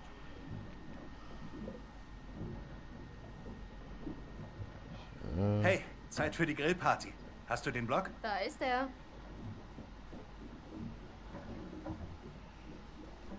Komm her, mein Feger. Schön langsam. Wir müssen zurück. Oh, kein Ficky Genau, Ficky. Tja. Dann halt nicht. Ich kann extra für euch wollen da noch eine Pornoszene einbauen, aber nein. Wie immer kein Widerstand. Okay, Leute, hört mal her. Mandschurei-Gold. Wer hat Lust, ein paar Schätze zu heben? Also, Captain? Koordinaten? Ja, das sind Koordinaten. Vielleicht das Ziel des Flugzeugs? Glaubst du, wir kommen bis morgen dahin? Dauert ein paar Stunden, wenn das Wetter so bleibt. Wow. Habt ihr noch mehr? Da war ein Flugplan, der es anscheinend als Rettungsflugzeug ausgab. Ja, macht Sinn. Nach dem Krieg machte man aus Langstreckenbombern Rettungsflieger. Und dieses Flugzeug wurde abgeschossen. Das war übersät mit Einschusslöchern. Da war ein Steckschuss im Flugzeugrumpf. Und es war voller Rettungsflöße. Wurde wohl abgeschossen, bevor sie die abwerfen konnten. Hat nur eins gefehlt. Leichtsinnig, alle zusammen. Wie bitte? Ich habe euch gesagt, ihr sollt alles da unten lassen. Ach komm schon, das haben wir Ja, doch schon. eigentlich Nicht ums Gesetz. weiß Hey, sie eben, dass die waren sie respektvoll. Patreon aufgebracht Nein, ihr habt haben. getan, was ihr wolltet. Was ihr auch habt. Ihr habt zu viel.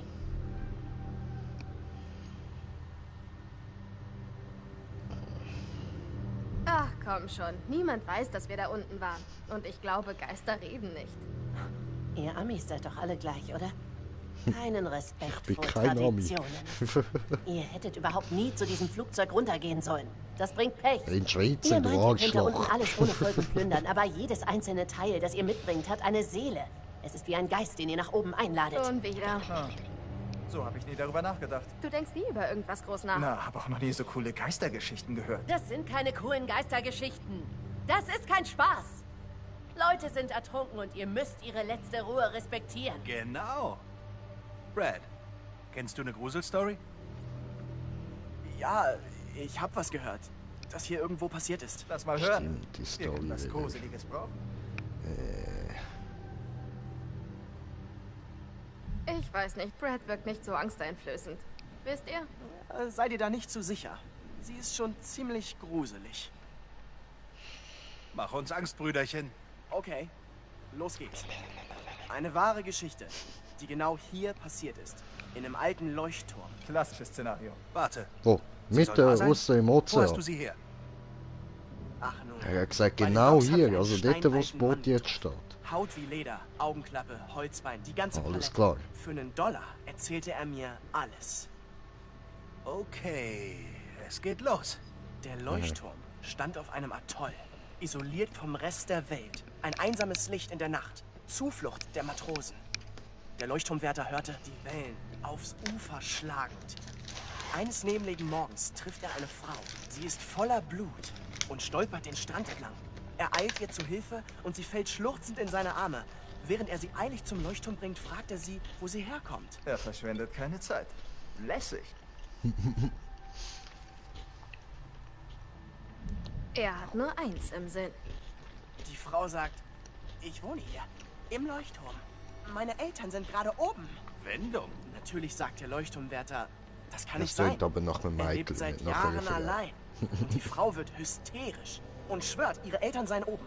Also gehen sie nach oben und da, verteilt auf dem Boden, liegen ein Mann und eine Frau, brutal ermordet mit einer Axt. Immer eine Axt? Ich meine, wer benutzt denn heute noch Äxte? Okay, gut, dann war es ein Fleischhaken. Sie wurden damit aufgeschlitzt und an den Sparren gehängt.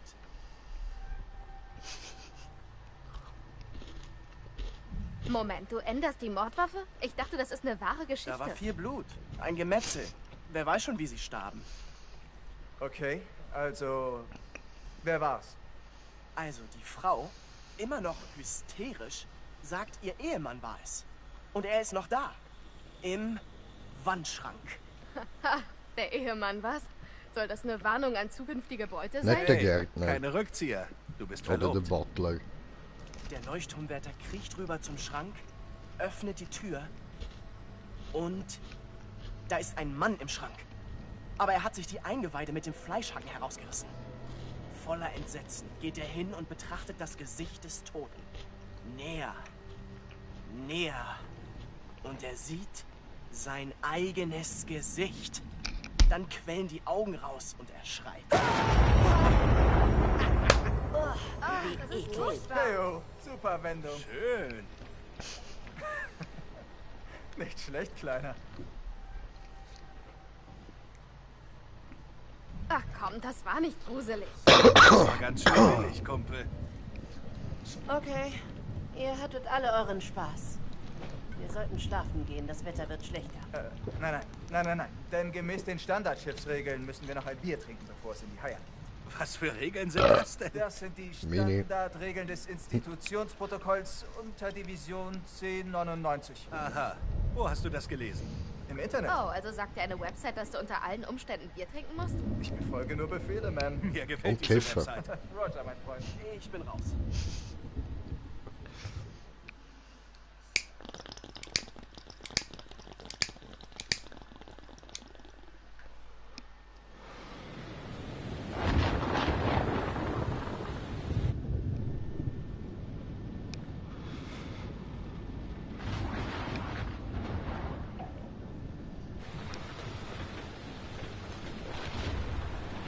Ja. Jetzt darf ich keinen Scheiß machen.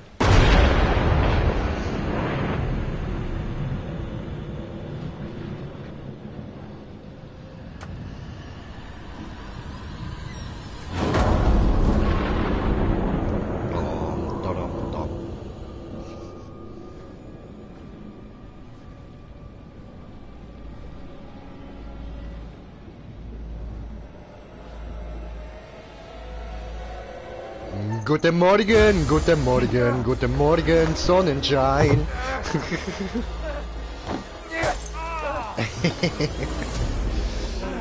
Geschlagen. Shabam.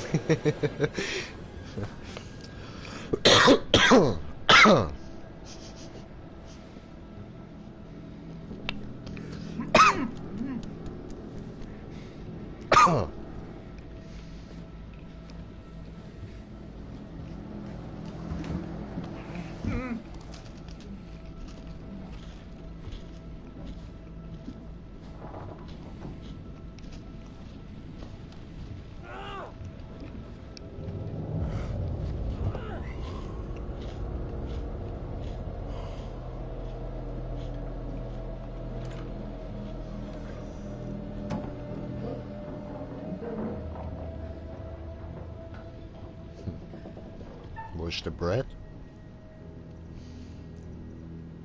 Er muss sie entknibbeln als erstes. Weil wegen Ficky Bang Bang. Erstmal den Schnauz abgerissen.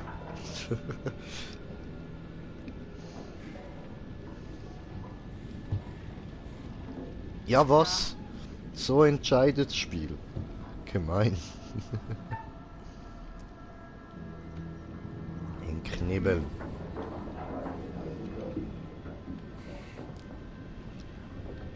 Und weg mit dem Schnauz.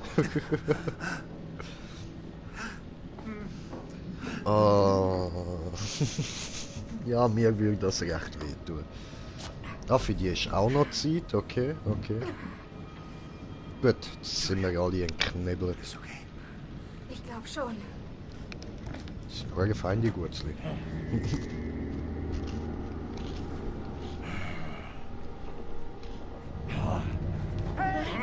Hey! Verdammt! Aufhören! Nein!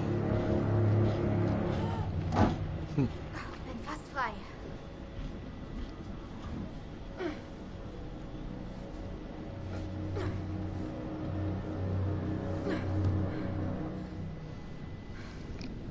Hey, also, schlechte Neuigkeiten. Wie bitte? Das kann noch schlechter werden? Also, das sind vielleicht die Fischer, die ich etwas aufgezogen habe. Verdammt, Conrad. Doch gute Neuigkeiten? Großartig. Maybe. Ich habe sie erkannt. Wieso ist das gut? Ich dachte, du fragst erst nach guten Neuigkeiten. Du bist so ein Idiot. Himmel! Hey, Alex, was werden die uns antun? ich will es nicht mal wissen. Ich will hier raus. Wir sind in großer Gefahr.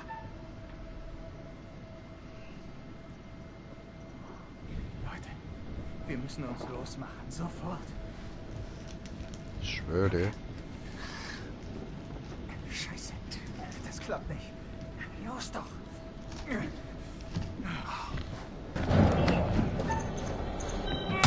Au. Arschloch.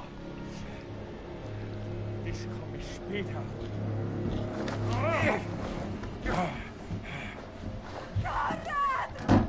Niemand weiß, dass ihr hier seid, kleine Lady. Ihr seid ihr ganz allein. Machen wir das Beste Du draus. kannst mich mal kreuzweise, du Stück Scheiße. Du hast sie gehört.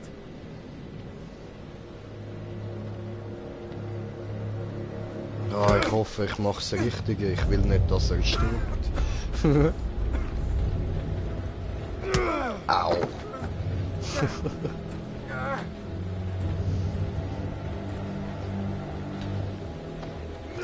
Au. Alter.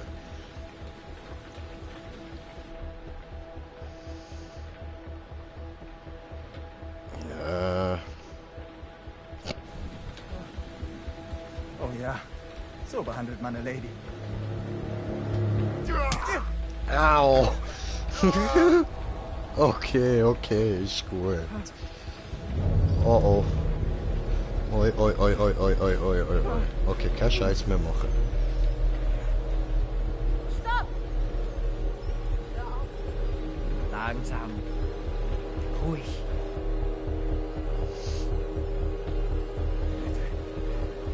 Hör auf, Mann.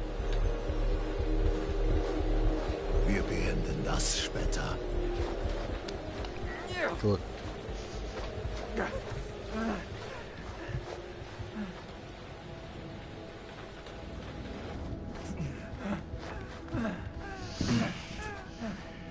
Zeig dich von deiner besten Seite, kleiner Mann. Okay. Yes. Kann man machen. Julia, sie kommen zurück.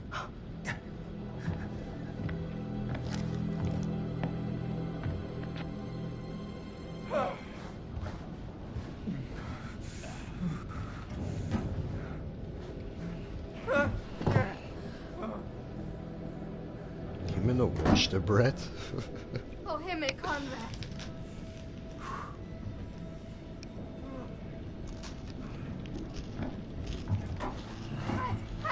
Alex! Aufhören, lass sie los! Ihr Bastarde! Hey! Schwarkopf! Halt die Scheißfresse! Sie werden sie nicht schlagen. Haben Sie Fliss auch nicht? Fliss scheint schon ziemlich dicke mit denen zu sein. Ja. Wo ist denn mein Bruder?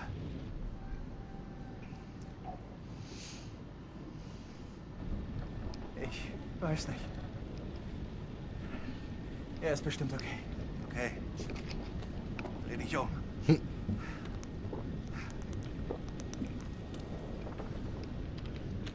Versteck deine Hände.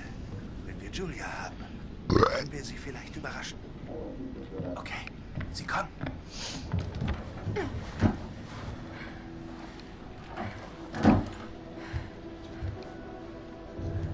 Verdammter Mist!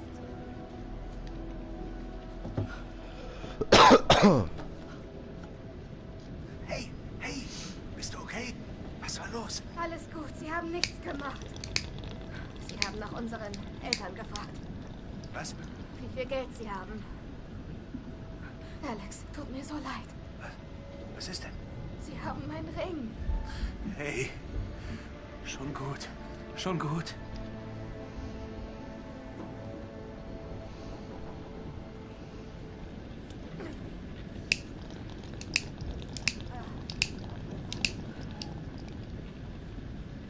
Jetzt können wir nur abwarten, was sie mit uns vorhaben.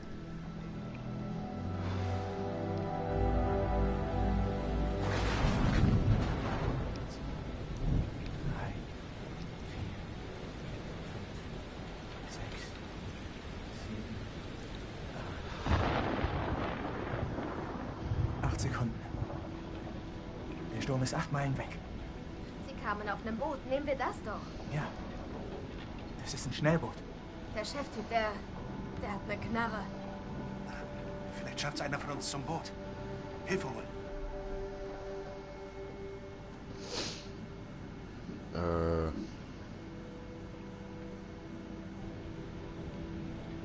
Was denkst du? 7 Sekunden. Ich kann durch das Fenster raus, wenn wir diese Dinger knacken. Zu laut. Das hören Sie. Wir knacken sie, während es donnert. Gute Idee. Der Donner kommt näher. Hier, ich Das kletter aus dem heisst, Fenster und sehe mich um. nachher sind sicher auf Hier lege ich 6. sie ab, damit sie mich nicht sehen. Okay, dann los jetzt. 1, 2, 3, 4, 5,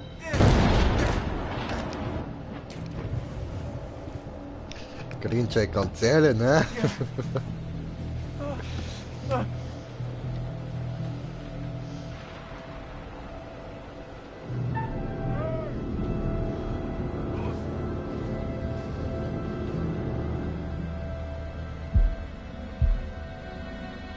Du kannst mich mal. Hi.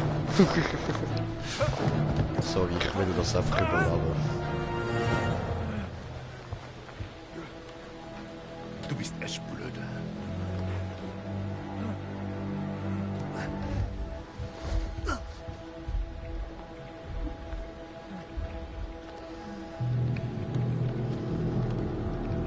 Okay, okay.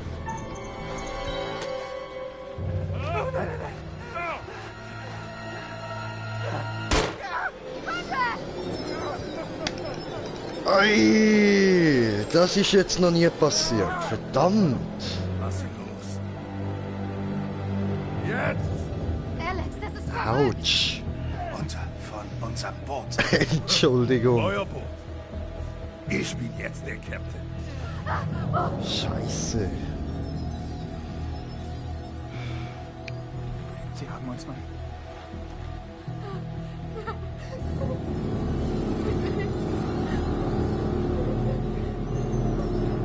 Hast gewonnen.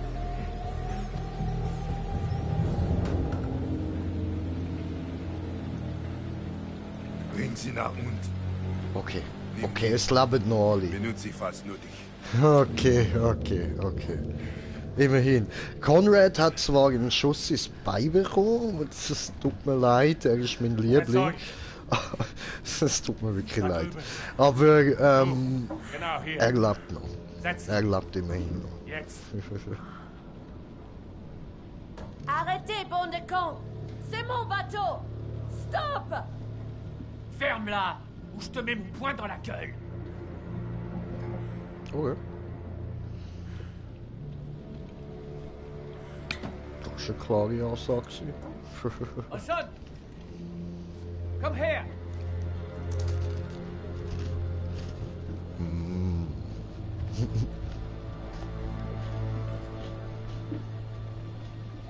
Wer erzählt mir denn jetzt von diesem Mondschurei-Kult?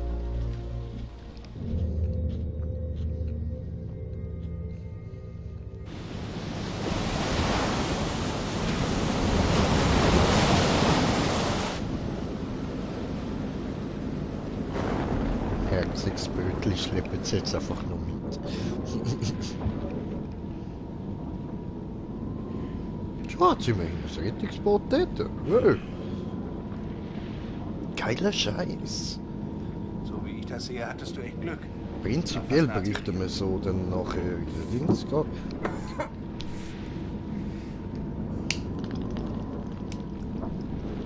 Weißt du was? Jemand musste etwas tun. Ich wollte nicht nur rumsitzen. Okay, jetzt haltet die Fresse!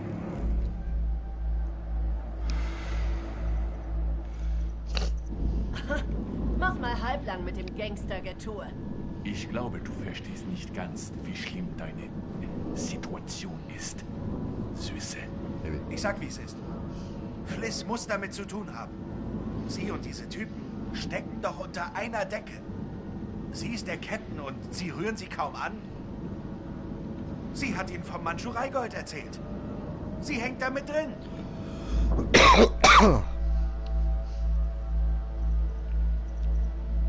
Ich kann das jetzt kaum glauben. Ich habe echt alles verloren. Und das kommt dir in den Sinn? Ihr macht gemeinsame Sache. Du hast uns in die Falle gelockt. Hey, Arschloch! Halt die Klappe! Arschloch. Alles gut, alles gut. Tut dir nicht weh. Sorry, Conny. Sitzen bleiben, alle. Du, komm jetzt mit. Hey, lass ihn in Ruhe. Chill, Conny. Du hast schon einen Schuss abbekommen, willst nicht nochmal einen, oder? Finde raus, wie lange der Sturm noch dauert. Versuchst du was? Irgendwas Krummes. Dann gibt es Konsequenzen. Verstanden? Ja, okay.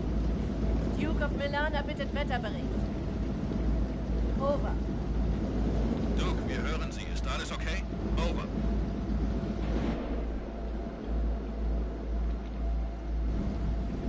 Hören Sie zu. Wir wurden gekidnappt. Wiederhole. SOS. Wir sind 20 Meilen nördlich von... Autsch.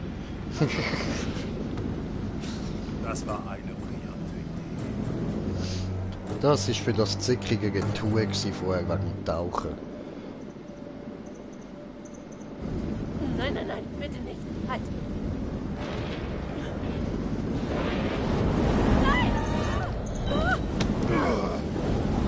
Hat er mich gesaved. Alles geht besser, wenn wir einander helfen. Das weißt du, oder? Ja, jetzt ist die Küstenwacht doppelt alarmiert. Fertig. Ich will jetzt, dass die Hure Küstenwacht kommt.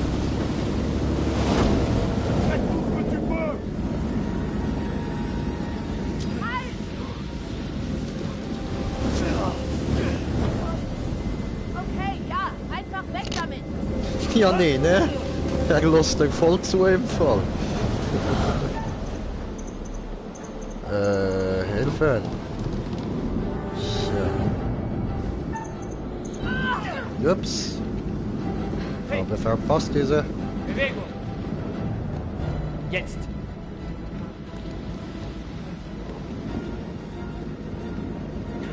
Einer fehlt. Und der will ich auch dort. Ich will jetzt mal alle dort haben. Also, weißt du, ist egal. Was ist passiert?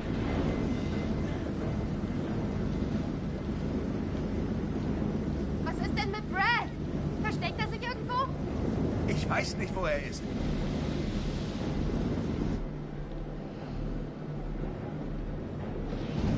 Okay, behalt's für dich. Das Oh könnte uns nein! ja aushelfen. Brad bleibt versteckt. Besser da unten als bei diesen Psychos. Oh ja, Oh! toll. Er stirbt vielleicht. Brad ist schon groß. Er kommt klar. Und es ist sicher besser für uns, wenn er dort bleibt. Verdammte Scheiße, ich elende, dreckige Vollidiot. Was soll der Kack?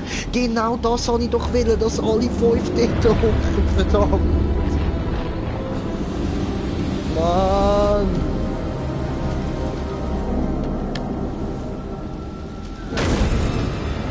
Ja, buhu.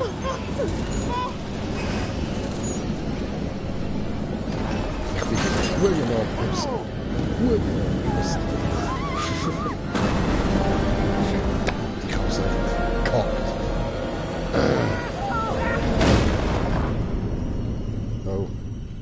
Könnte sein, dass jetzt ein kleiner Boot kaputt geht. Alle sind noch am Leben. Ja, hat ich vergessen. Das hätte auch anders kommen können.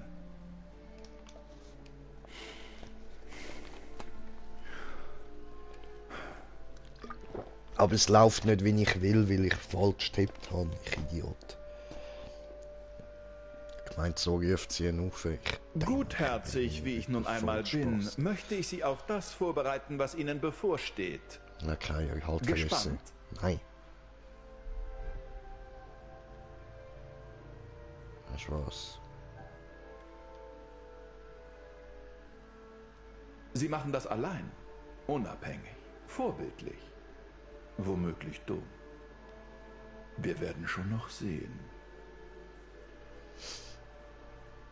Jedenfalls haben Sie nun einen Punkt höchster Verzweiflung erreicht. Du Wichser, woher weißt du unbedingt das? zu Ihrer Geschichte zurückkehren. Ja, aber fuck you. eines noch.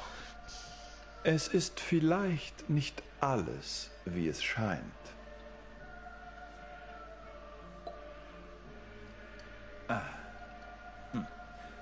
Das hätte ich vielleicht nicht sagen sollen. Ich weiß, wie es ist, Digga. Alter, wie sieht denn meine Frisur aus, Mann?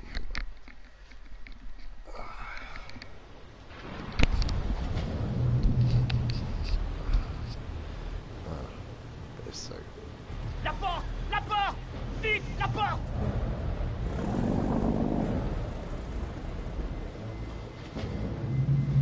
Ja, schau, das kleine Boot haben. Scheiße.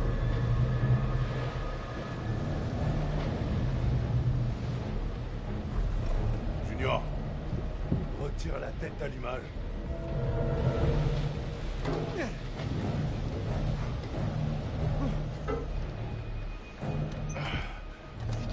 So brauchen wir das Ding gleich wieder. Verteilen kann.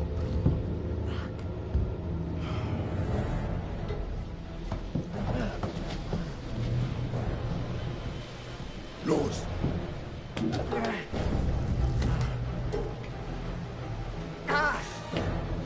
Ja, aufpassen, Jungs. Hör auf! Er ist verletzt, er kann keine Leiter hochklettern.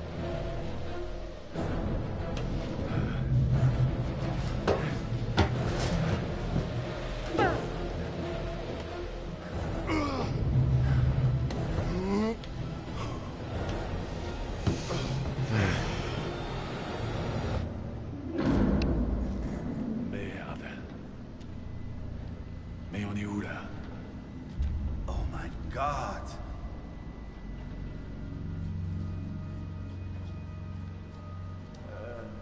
Nö, echt nicht.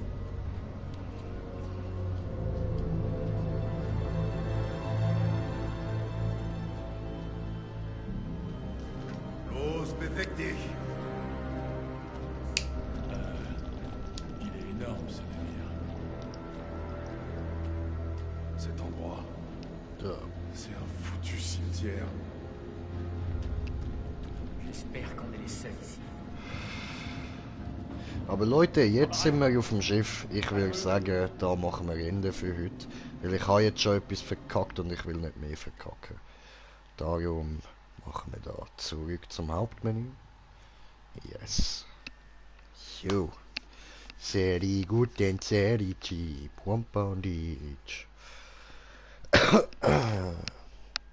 Gut, Bon mal wegstellen da. Also für den Moment. Oh, Scheiße.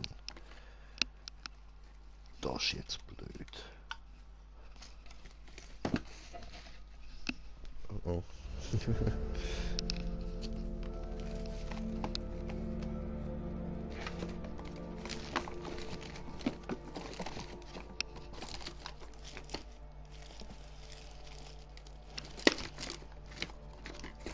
Ah, gut. Alles easy da. Entschuldigung. Mir ist da gerade kurz die Asche von der Bon ausgelegt. Das habe ich schnell wegmachen. Ja. Aber ich würde sagen, jetzt wünsche ich euch gute Nacht. Schlafen gut. Euer Green Jay. Peace.